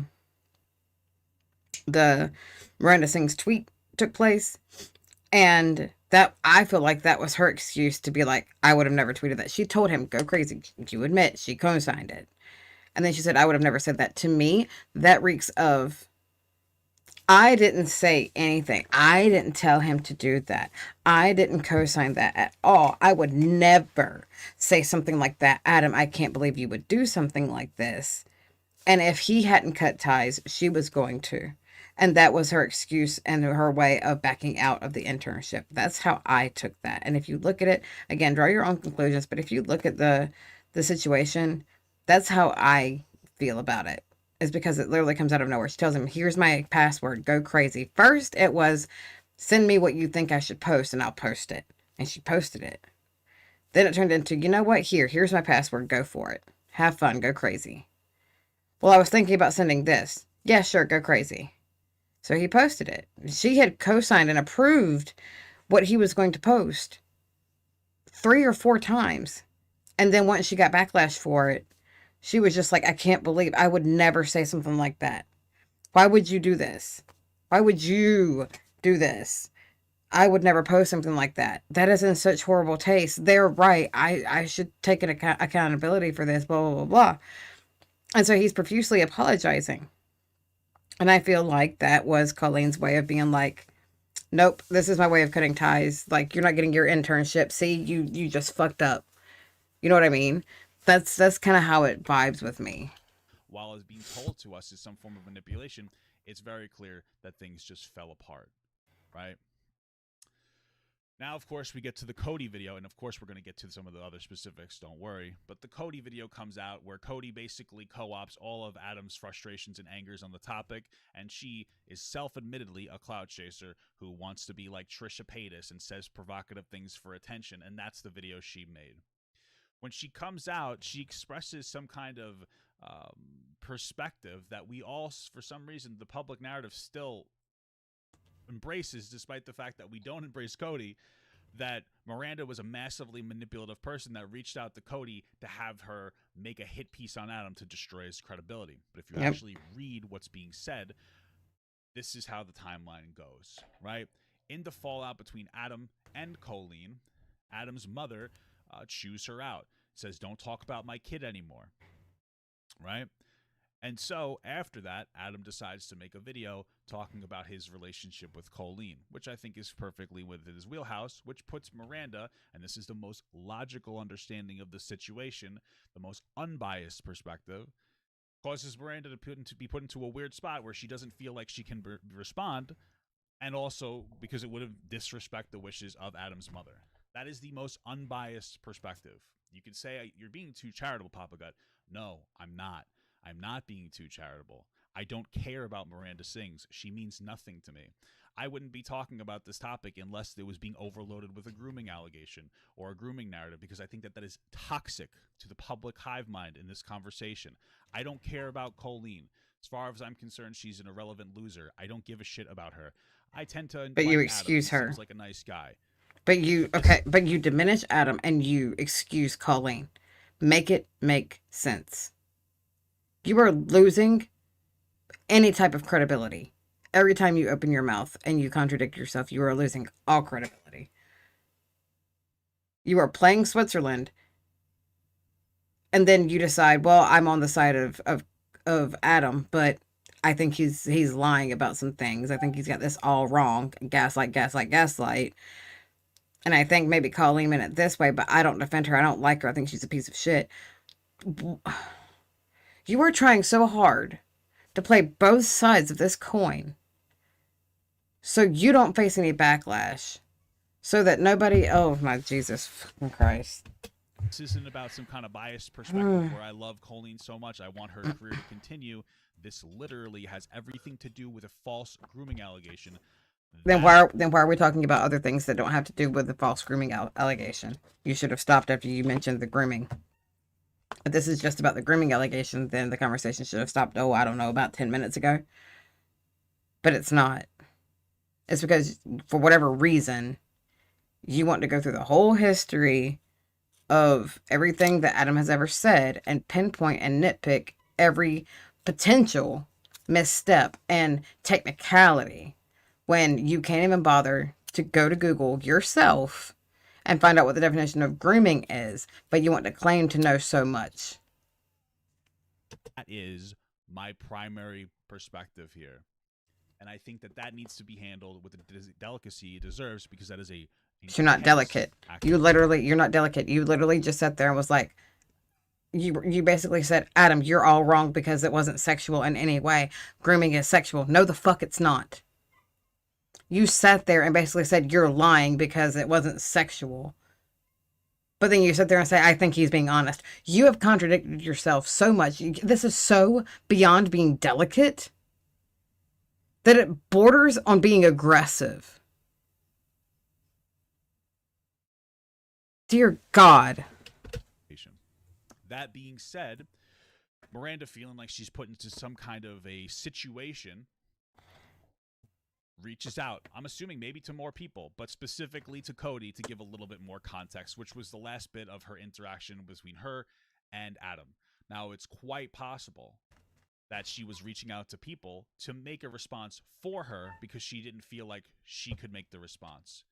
You could consider that manipulative, but this doesn't. If you guys hear my dog, he's just unhappy. Only potentially. Actually, give me just a moment.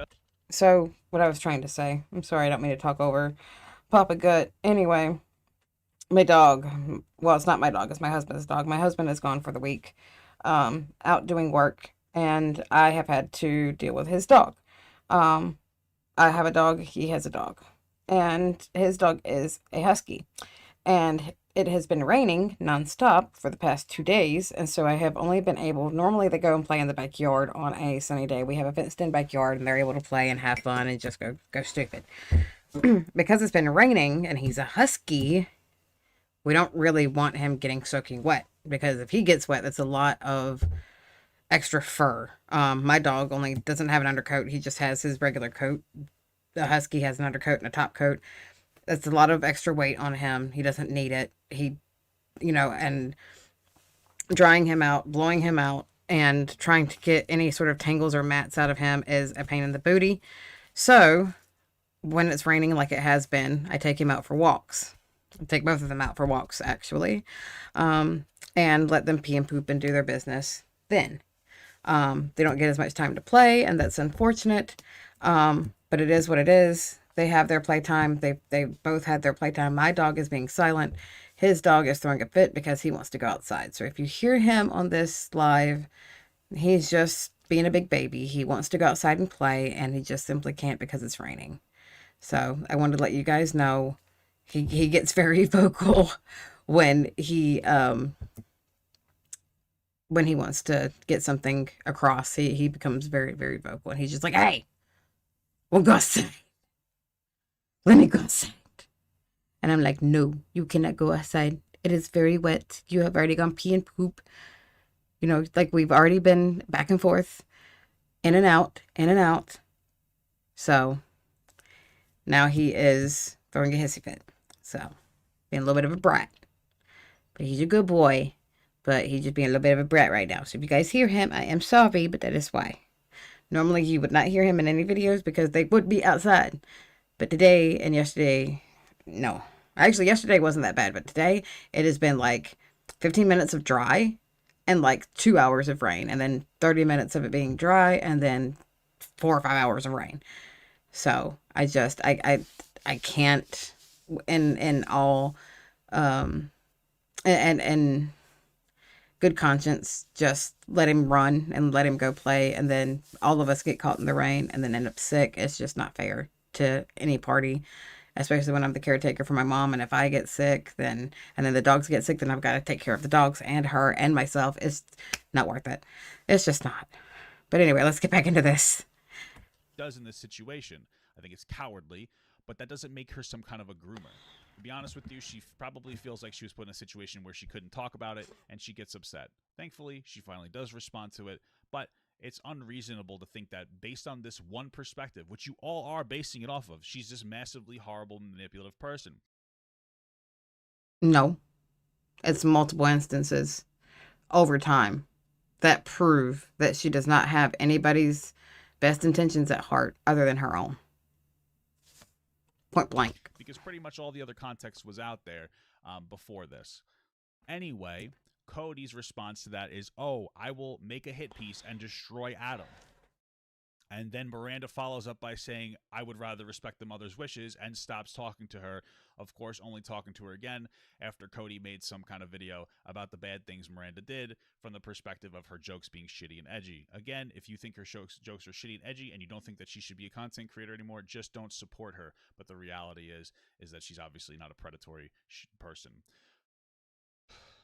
Cody is a primary problem in this situation. I agree. Cody is a representation of the hate and vitriol that was rained down upon Adam I agree. the past 3 years. I agree. Cody is the primary problem. Yes. You aren't going to take accountability for you supporting Cody's narrative unintelligently and ignorantly for the past 3 years based on her hit piece on Adam. At the very least, instead of blaming Miranda, blame Cody, because she's the shitty person. But frankly, there's a bit of blame for all of you who, again, were eating up Cody's narrative for the past 3 years. There's blame for all of you, because while I didn't see Cody's video because it's impossible to see, I guarantee you it's actually not impossible to see.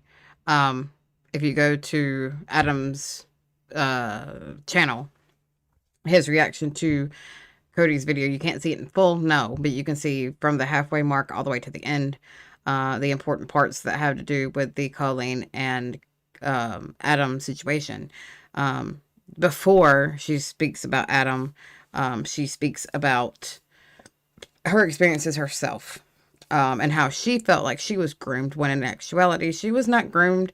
You cannot groom an adult. You can manipulate an adult, but you cannot groom an adult. You can, however, groom a child because they are easily impressionable.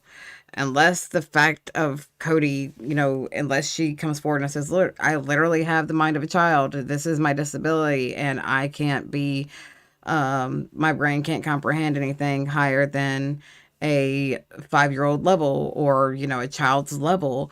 And I can't act anyway other than at a child's level, which there are some disabilities that cause that. Unless she comes forward, she was an adult. She could not be groomed. Um, she had an adult mind and she could not be groomed. But that's what she came forward and she said.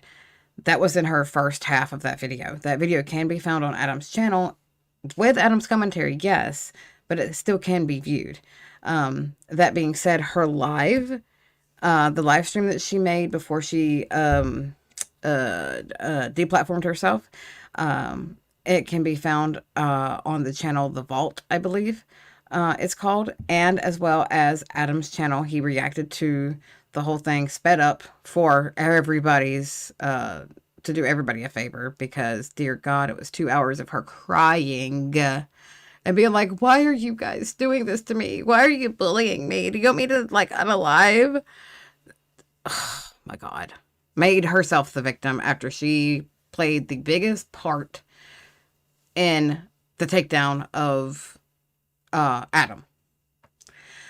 So if you want to watch either one of those, they are still up. They're just not up on her channel. She has deplatformed and taken down all of her social medias. So he's half right there. He's only half right.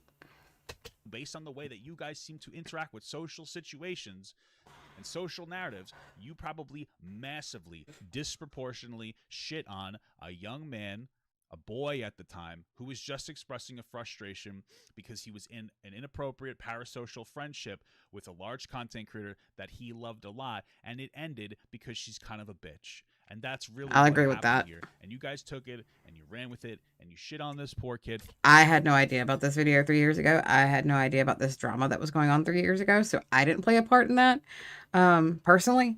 And I don't know anyone that did, that's in my circle, or any other content creators that had anything to do with it at the time.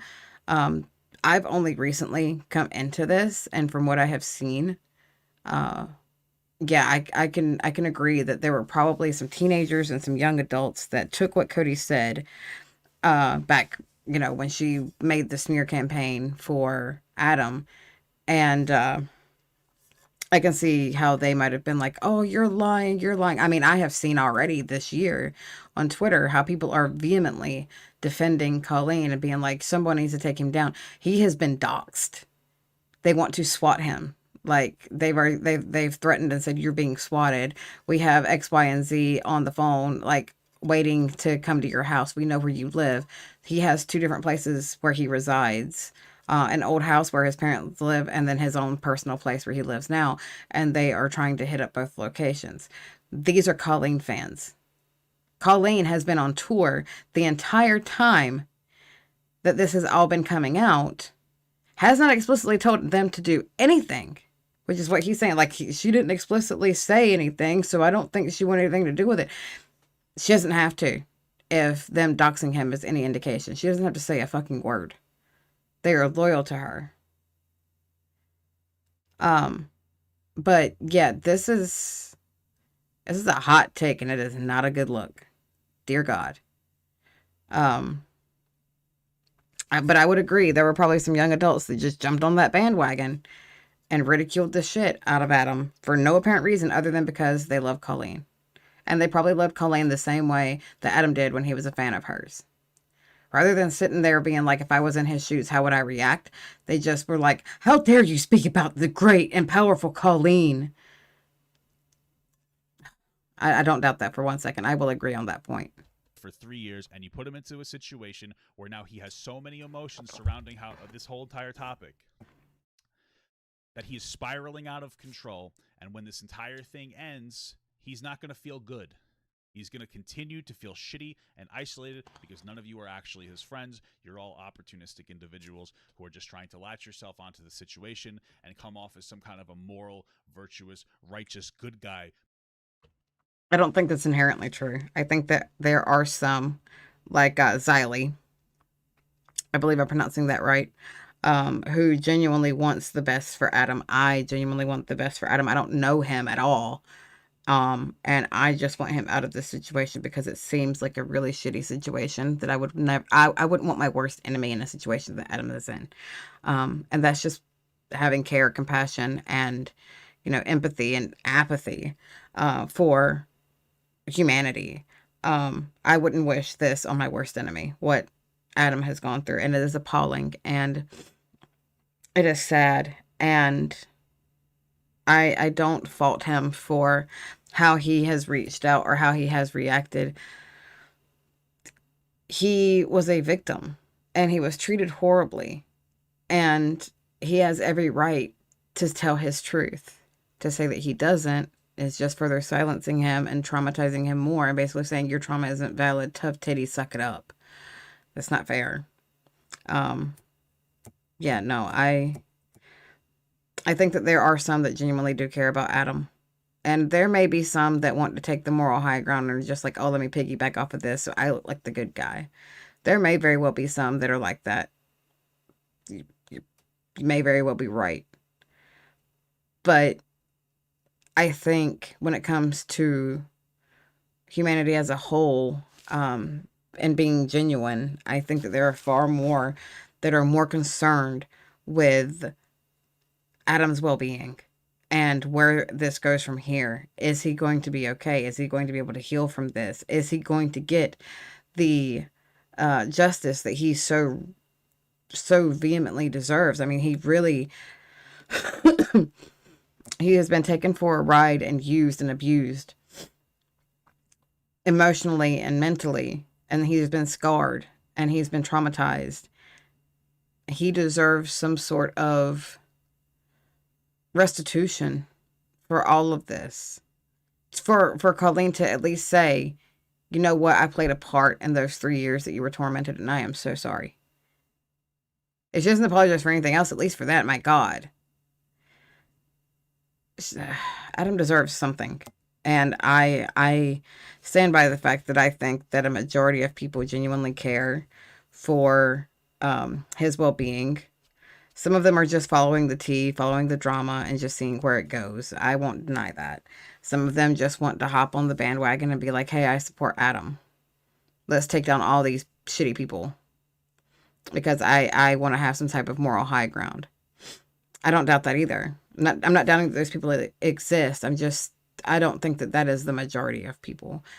I think a majority of people would like to see justice served in whatever way that is, or some accountability be taken.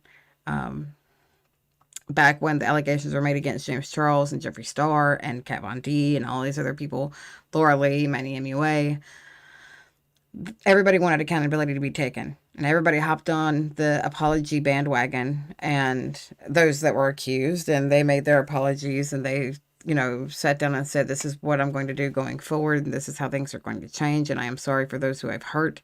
And, it was us as their viewers, some of us as fans or ex-fans, that basically were like, when are you going to say something? Are you going to say something? Or are you just going to pretend that this didn't happen? And it was because of us getting upset that they came forward. They realized that they were getting a lot of backlash, and they came forward and they were like, I messed up. I apologize. That, I feel this is in a way a repeat of that, to where a majority of people are just hoping for some type of accountability and a change to take place. Because now you're on the right side. Sorry I made this horrible mistake that has mentally distressed you for the past 3 years. I'll make up for it by saying it's grooming. No problem, Adam. That's not how things work. That's not how friendships work. It is grooming. You don't get to sit there and change what the definition of a word is. And if you're going to hang up on this and die on the hill of it has to be sexual to be grooming, you are far mistaken. You are just plain wrong, dude. You die on the hill of it has to be sexual to be grooming. You go right the fuck ahead. But you are so very wrong. So very wrong. And you are excusing any type of behavior that is grooming that isn't sexual. You're basically saying, well, it's not sexual, so therefore it's not grooming, so therefore you don't have a case, so therefore you have no right to complain, therefore you're not a victim of anything. You can't do that. It is grooming. It's not sexual grooming. She made sexually explicit comments to a minor, yes, but the grooming was non-sexual. She groomed him, and because of the grooming, she was able to be close to him to where he felt that he could trust her, and she began to vent and state sexually explicit things to him because of the non-sexual grooming. She got comfortable. Work, and that's not how mental health works. Over validating somebody's feelings, I know that sounds harsh, is destructive, just as destructive as under validating their feelings. There needs to be a proportionate response where you meet the person where they are and you just help them explore the situation. You don't want to overstate it. It absolutely is a thing that you have a profound impact on the way that somebody will interact with a particular topic based on your response, and you need to meet the person at where they are at. You can't just over-validate it. It will be destructive to their mental health. Again, just as destructive as under-validation. But you're not validating or invalidating them to use your definition. You're not validating or invalidating. But what it comes across as is because you're not validating him at all. You're invalidating him. You're invalidating his entire story based upon what you believe the definition of grooming to be without even properly looking up the actual definition itself, which has nothing to do with being sexual at all. Which is why you guys should shut the fuck up about the grooming narrative, and I'm putting Adam aside here, talking about the rest of you idiots, and recommend... Wow, insult your fan base, call them idiots, tell them to shut the fuck up about the grooming thing, but you're the one that can't even look up a simple Google definition of what does grooming a child mean. It has nothing to do with being sexual with the child. It can become sexual, but it doesn't have to inherently be sexual. So no, I'm not going to shut up about it being a grooming thing. And I'm far from being an idiot. It takes 2 seconds to get the correct definition, which you couldn't manage to do. So if anybody is an idiot here, I'm sorry, my guy, it's you. Calling your entire fan base that is watching this video an idiot? Wow. Wow, you're ballsy. You're ballsy. I can't imagine how in the hell you ended up with 26.2K subscribers by calling people idiots and stupid. And insulting people. Wow. How's that working for you? Does that make you feel better? You literally say you've done all these hours of research. Have these conversations. Your wife is a social worker. But you can't look up the simple definition of grooming, and you'd like to stick to the fact that it is a sexual grooming. That grooming has to be sexual so that you can downplay the trauma that Adam has gone through for your narrative so that you can spin it however the hell you choose to. And then you decide to tell anybody that believes that, you decide to gaslight the shit out of them and tell anybody that believes that they're an idiot. Good job. Good job. You're just a stand-up fucking guy, aren't you? He sees a therapist so that he can help him move through these feelings in a productive way that isn't going to be destructive to his mental health moving on in the next 5 to 10 years. You guys don't have a primary focus of Adam. Your primary focus is how you feel about the situation. Primary focus is... Actually, my primary focus is hoping that Adam is okay.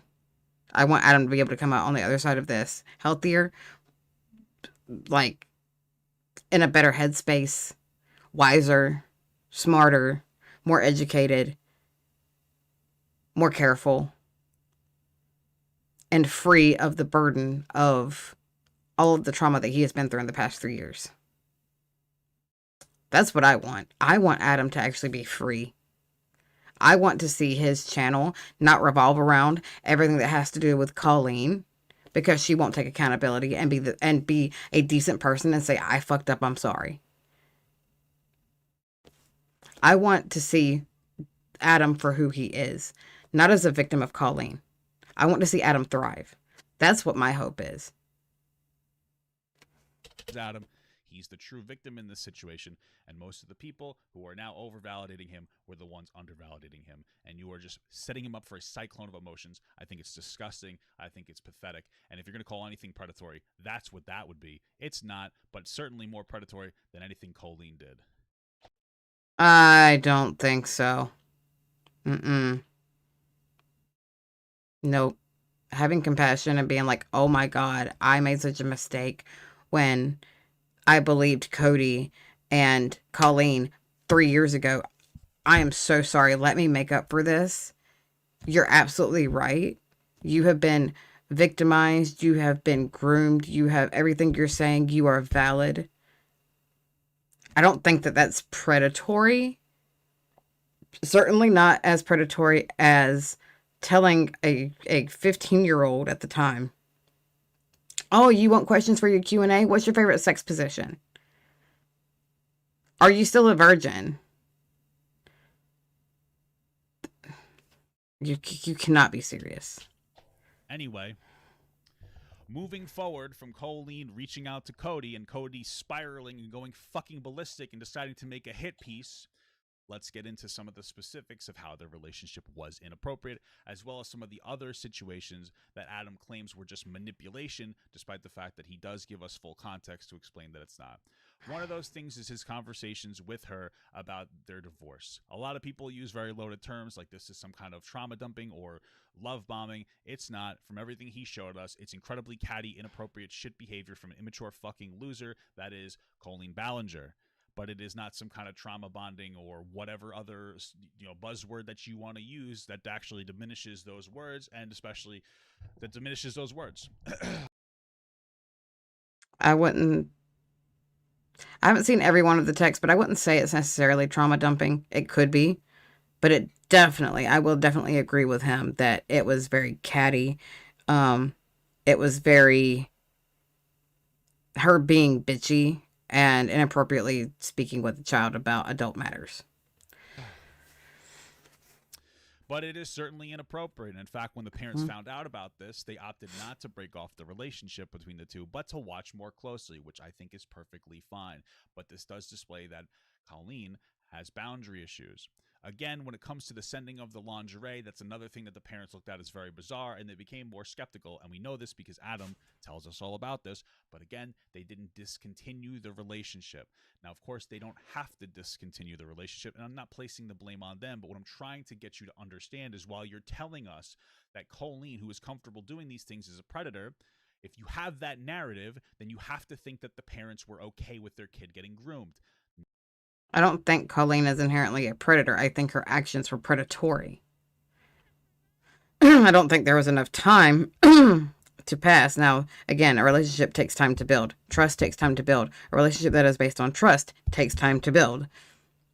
And I don't think that the amount of time that passed was enough for Colleen to inherently become a predator. Not only that, but Adam was aging out of being a child around the time that this whole fallout took place.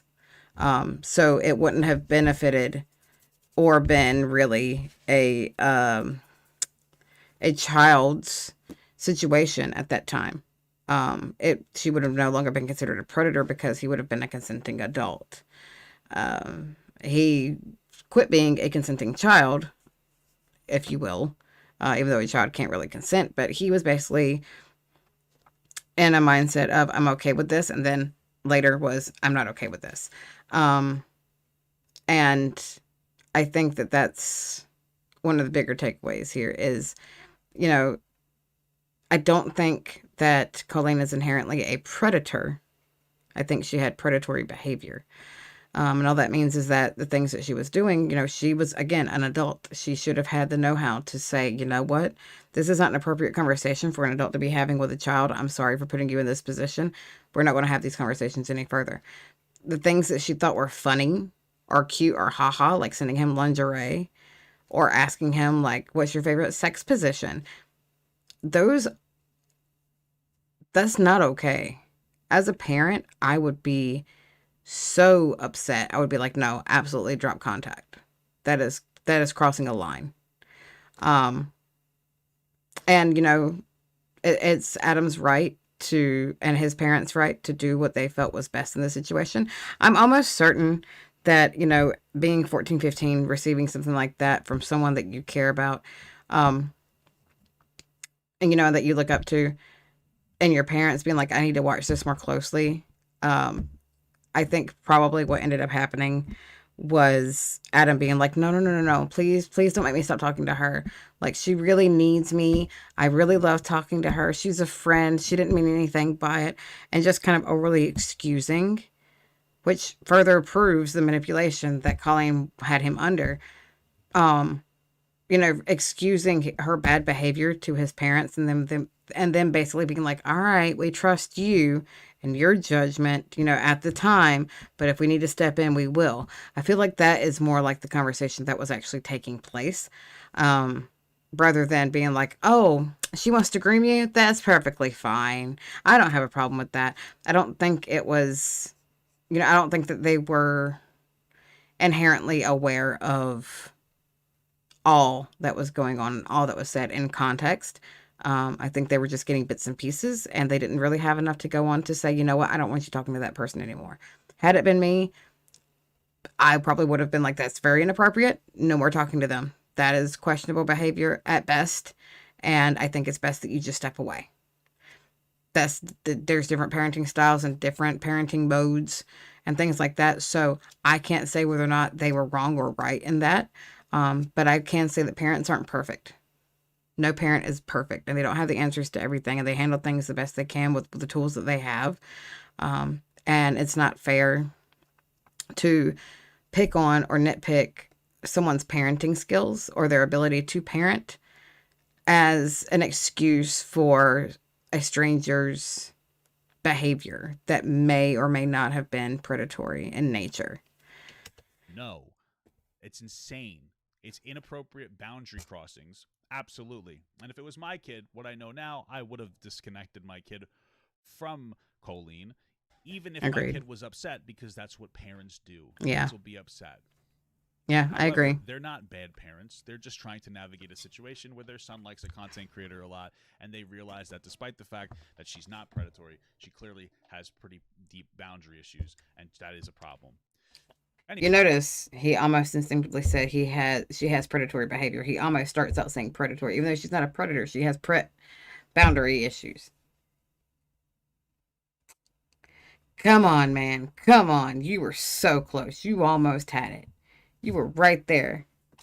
Anyway, when it gets to them meeting up with each other or having interactions in that capacity, there's a lot of narratives from Adam that there was never any type of intention for Colleen to ever give him real attention.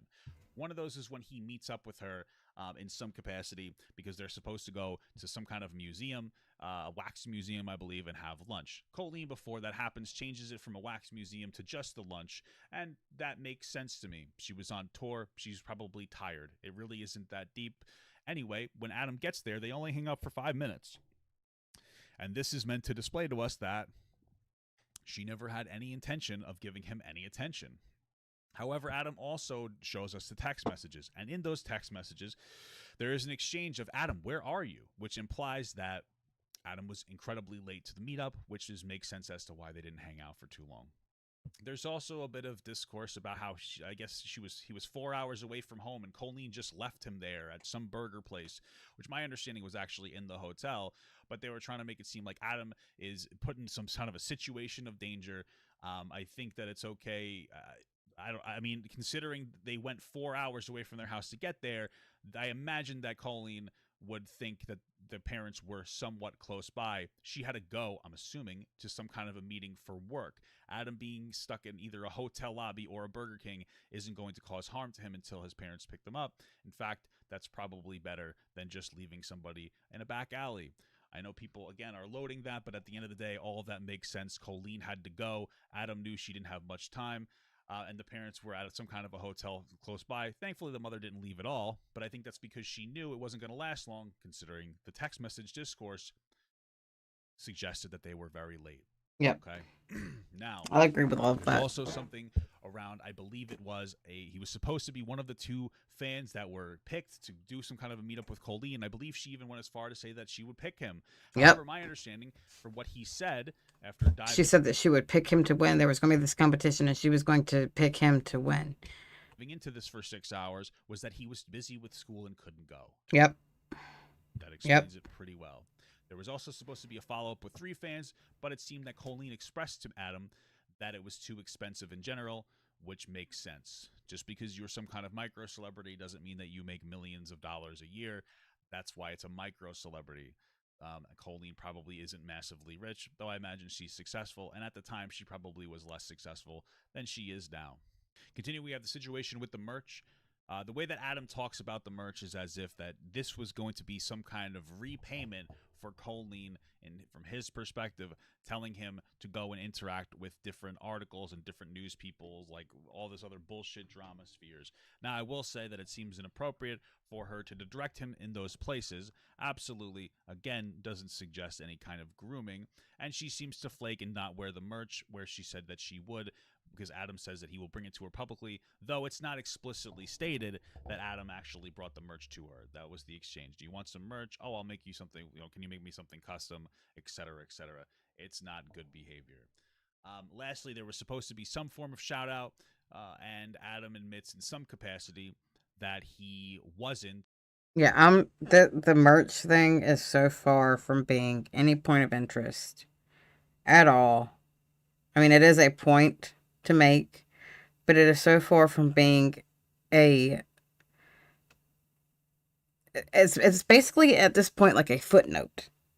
It's not meant to be a winning argument for, oh, did she groom me or didn't she groom me? Like, it's not one of those things where uh it plays a part really in the downfall or the fallout of their relationship. It doesn't play that big of a part. I could give a rat's ass less about the whole merch fiasco shit. Like, oh my god, the oh, okay. Very active in her community at the time, and that's why he didn't get a shout out. At the end of the day, this is clearly a situation where Colleen is acting inappropriately, but there is online hysteria that doesn't know how to separate inappropriate behavior from some form of predatory behavior. Even if you think that Colleen is a manipulative person, again, we need to understand and state that there is a difference between getting into a relationship with somebody explicitly to manipulate them and to guide them in a particular direction versus being friends with somebody or being interactive with fans.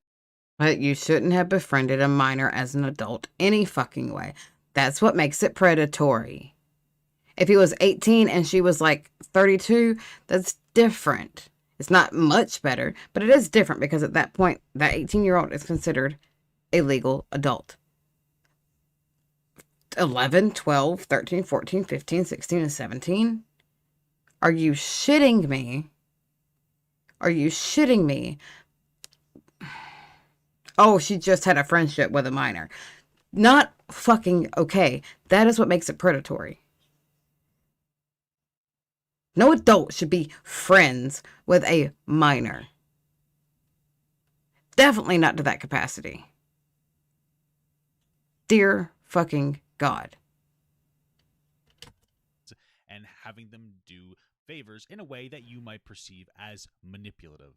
But even in that case, even if she did just become friends with Adam to send him in the direction of, hey, go interact with this drama resource or go get me content from here, that still, in my opinion, isn't an accurate label of grooming. That's not deeply predatory behavior. It's shitty behavior. But the word What makes it predatory is the fact that he was a minor. He was a literal fucking child. He was a preteen and teenager. And she was around her 30s. Yeah, it was inappropriate. That is not anything that should ever, no, no. If you are an adult and you have children as your friend,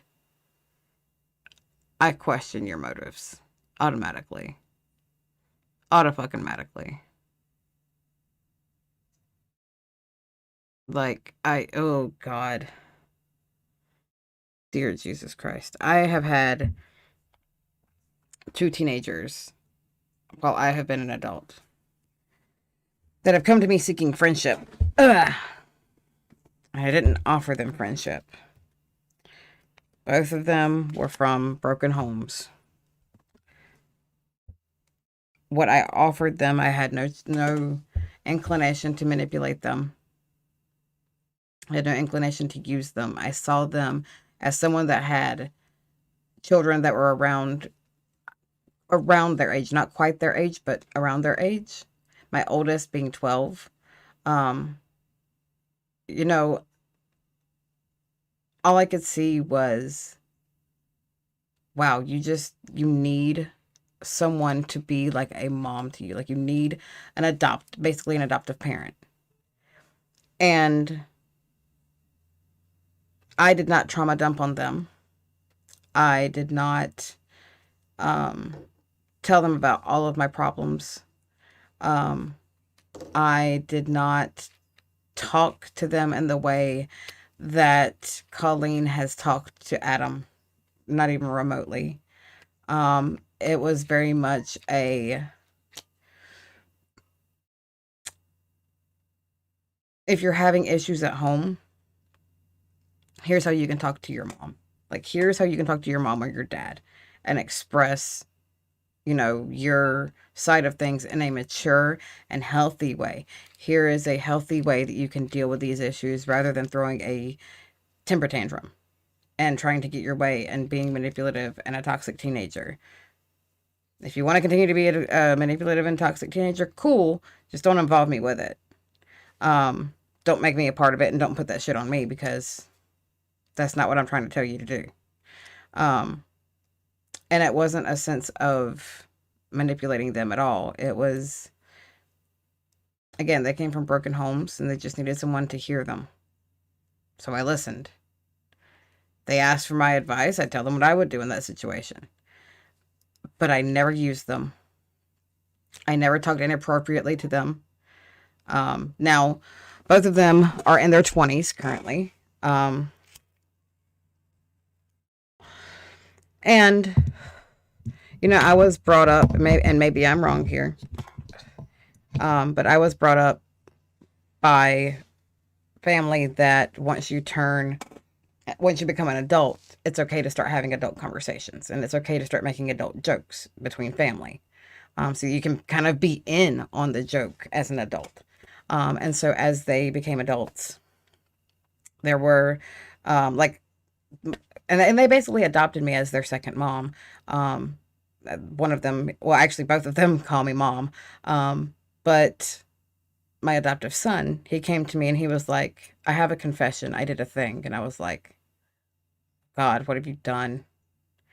And he was like, I have a girlfriend now. And I'm like, uh-huh. So you got a girlfriend? That's what you did? And he was like, but no. I'm like, what did you do? And he basically told me, like, I'm not a virgin anymore, blah, blah, blah, blah. I'm so happy. And I'm like, okay. All right, cool. Great. I needed to know that. Thank you. Sarcasm, of course. And I'm just like, oh, dear God. I'm like, all right, if you're happy, I'm happy for you. Have fun. Go for it. Just wear a condom. Like, that. And that's, oh, God. I still remember that to this day. And I'm just like, just great. Fantastic. I definitely needed to know that about you. Just, do me a favor. Just wear a condom next time. And, so, I've just become their second mom, and they're not my sounding board. I'm theirs because I've lived through what they're currently going through. And, my adoptive daughter, she moved out on her own and she was just like, I have no idea what the fuck I'm doing. And I was like, okay, all right, hang on. And to be fair, I want to be very clear here. At the time that I knew them and got to know them, one was a month away from turning 16. The other one was already 16. So it wasn't like a child or anything like that. They were older-ish teenagers. I remember my adoptive son letting me know, like, I got my license, I got my first car, I got my first apartment, I got my first girlfriend, like all these different things. And I shared in the joy and the happiness that, he was presenting to me and filling me in on. And it wasn't anything inherently ever bad, and it wasn't me ever grooming him. There's a big difference between befriending a literal child and being there to help what is about to become an adult. Um, and I think that Colleen took terrible advantage of Adam. And I would have never done that to my two adoptive kids ever. Never would I have taken advantage of them like that. Um, my, I was a mother first before I met those two. And so being a mother to me just kind of came naturally, to where I was just like, okay, you're obviously in a place where either you can't be yourself in front of your parent, or you can't tell your parent these things. Um, or, and I grew up the same way, where my mom would listen in on my conversations. So if I wanted to vent about any frustrations that I had, it had to be in private with my other friends. Um, and so I just basically gave them a safe space. Did I weigh in very much, if at all? Nah. Just let them vent. They needed someone to hear them, and that's all they needed.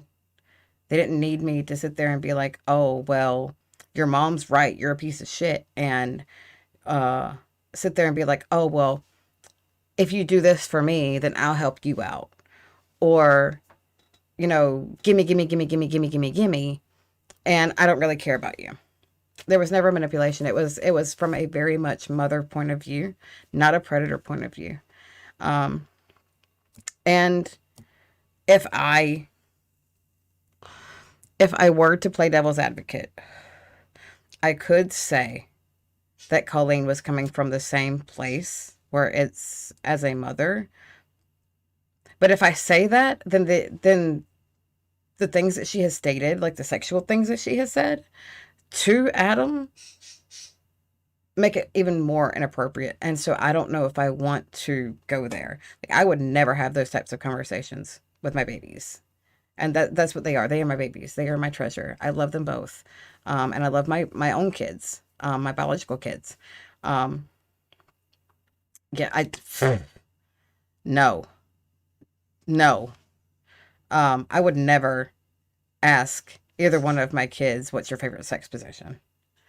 Like, when my adoptive daughter came to me and she was like bragging about how many toys she had at like 17 and 18 years old, I'm like, don't want to hear it. Nope, nasty, gross.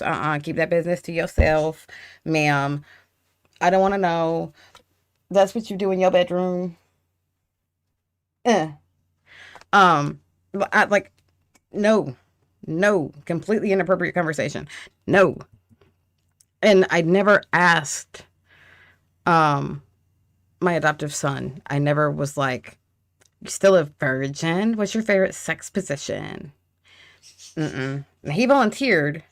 I was like, you seems like such a good kid. I'm sure you've had like lots and lots of girlfriends. Like, they should be so lucky. Like, you are a great kid.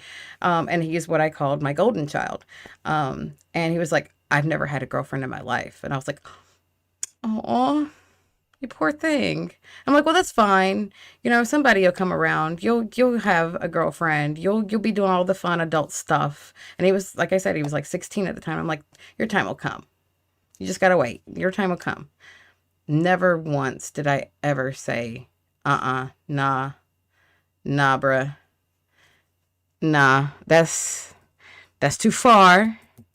And that's why I say, like, there is what you may deem as being an inappropriate conversation, but then there's predatory. And so one could argue that the relationship that I had with, or that well, yeah, I would say had, with a almost 16-year-old and 16-year-old could be borderline inappropriate. It could be deemed as such. I know my intentions. I'm sure both of them would say, no, it wasn't inappropriate. I just needed a sounding board. Just needed someone to hear me because my family didn't. I'm sure they would say something along those lines. Um, but you could argue, hey, that wasn't an appropriate conversation to be having, or that was an appropriate relationship to have. Fair. But it wasn't predatory. That's the difference between Adam and Colleen's relationship, is that was a predatory relationship. That was overly sexualized. That was objectifying. That was manipulation. That was horrible, horrible, shitty, just bottom of the barrel filth that Colleen exposed Adam to. And there is no excuse for it. And it is not okay. I don't know if it's illegal. I kind of hope that it is. I kind of hope that grooming is an illegal act. I kind of hope that Colleen's on a watch list, because Adam isn't the only one. She has been inappropriate with other people, and the things that she's done in her lives are like her live shows. Like, that's... And the whole reaching of the pants for a cheese ball. That is horribly, horribly, I feel, predatory. That can be very, very traumatizing. I never even did that as a child, and would never do anything like that with any family member. Like, even the people that I trust, like my family, I would never stick my hand in any one of my family's pants. I don't care if they had a Ziploc bag in their pants full of cheese puffs. I'm not going to stick my hand in there. Absolutely fucking not. To ask a child to do that is gross. It's disgusting. Where the fuck is your mind to do something like, oh, like, it is just, oh God. I watched a portion of it, a section of it. Like, there's the whole, what was it? Something in labia. I think it's like salmon labia skit that she did. Horribly inappropriate, and kids were watching this shit. Adam has parts of that on his channels, like, as defense of, like, this is how she is.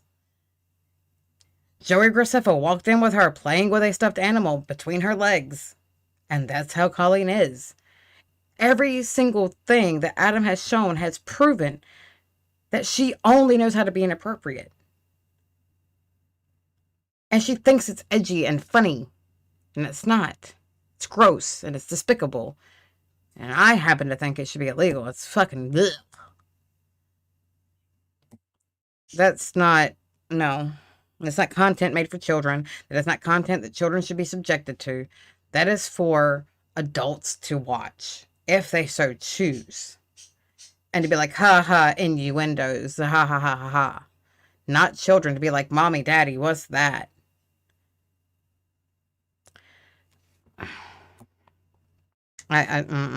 Nope.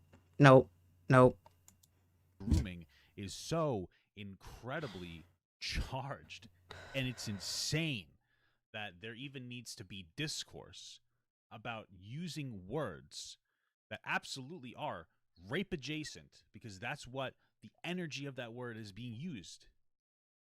It's crazy that we have to have discourse to just be like, hey, don't say that. If you guys were just saying, hey, I think that she's manipulative, I don't care.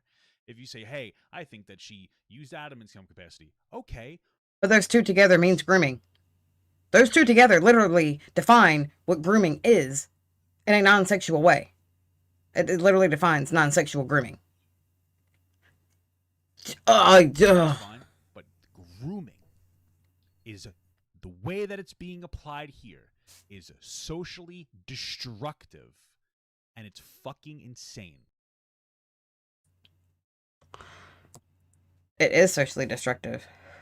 It socially destructed Adam for 3 years. However, opposed to what you believe your definition of grooming is, it does not have to be explicitly sexual. It does not have to be, what do you call it? Exclusively sexual. There is non-sexual grooming that can become sexual. But it does not mean that it inherently has to be sexual for it to be grooming. That is where you need to educate yourself, sir. You just sat there and said earlier that the term grooming was used in the sense of Eagle Scouts. And it was used in a non-sexual nature. So then which is it? Does it have to be sexual or does it not? Jesus. And it's just it I guess it triggers me. Adam is somebody who was wronged by Colleen and was able to let it go after the situation happened. Adam wasn't, because the same people who are making these videos in support of Adam now are the same people who shit on him because they never looked at him as a person, but they looked at him as a video topic. And the same thing rings true today. Jesus Christ. Now, Adam is not a video topic, but however, this guy is. This guy is, because of the amount of misinformation that is being spread all over the internet for the simple fact of why? What? I don't know. Oh, wait. He wants to do the very same thing that everyone else is doing, piggyback off of Adam. All I simply want is justice for Adam. I want his accused. I want, his aggressor to be held accountable. That's all I want. And for him to be healthy, for him to be okay, for him to be rid of this entire debacle.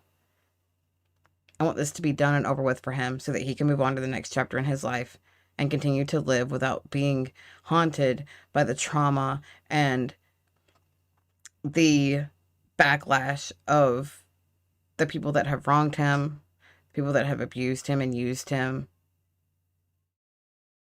Any victim of any sort of crime deserves more than to just be like, oh, well, deal with it.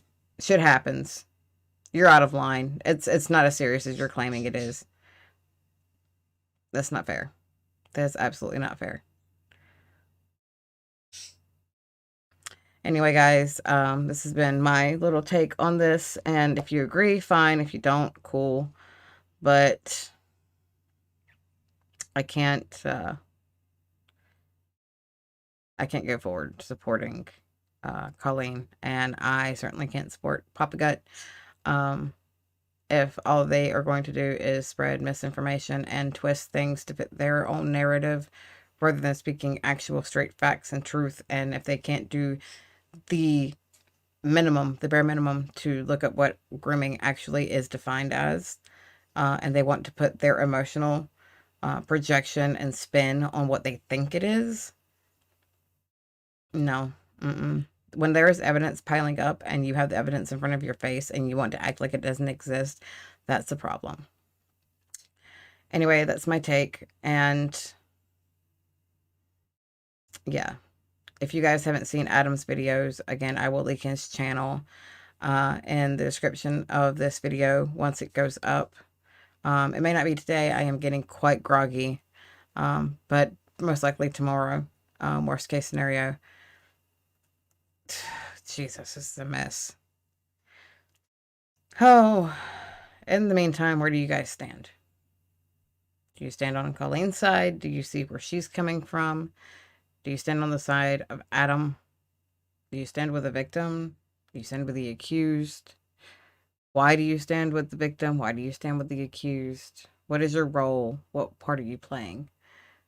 Do you have a part to play in this at all? Is there any importance to anyone outside of the situation having any sort of say or committing any form of validation in either aspect? What are your opinions? Let me know down below. Go ahead and hit like on this video if you appreciated the time that I took to do this. And if you liked what I had to say, hit that like button. If you haven't yet and you would like to, go ahead and subscribe and hit that bell icon so you guys can be notified of any future uploads. I don't usually go live. I just felt like this was a topic that really needed to be talked about and elaborated upon. Especially for those of you who don't know, and for the people that I have in my group that may not be aware of what all has been going on. I really wanted to make this live for them. But yeah, go ahead and hit that subscribe button, hit that bell, give me a like, and comment down below. Let me know what your thoughts are. I am curious to see it. Until next time, I will see you guys later. Take care and be safe. Bye.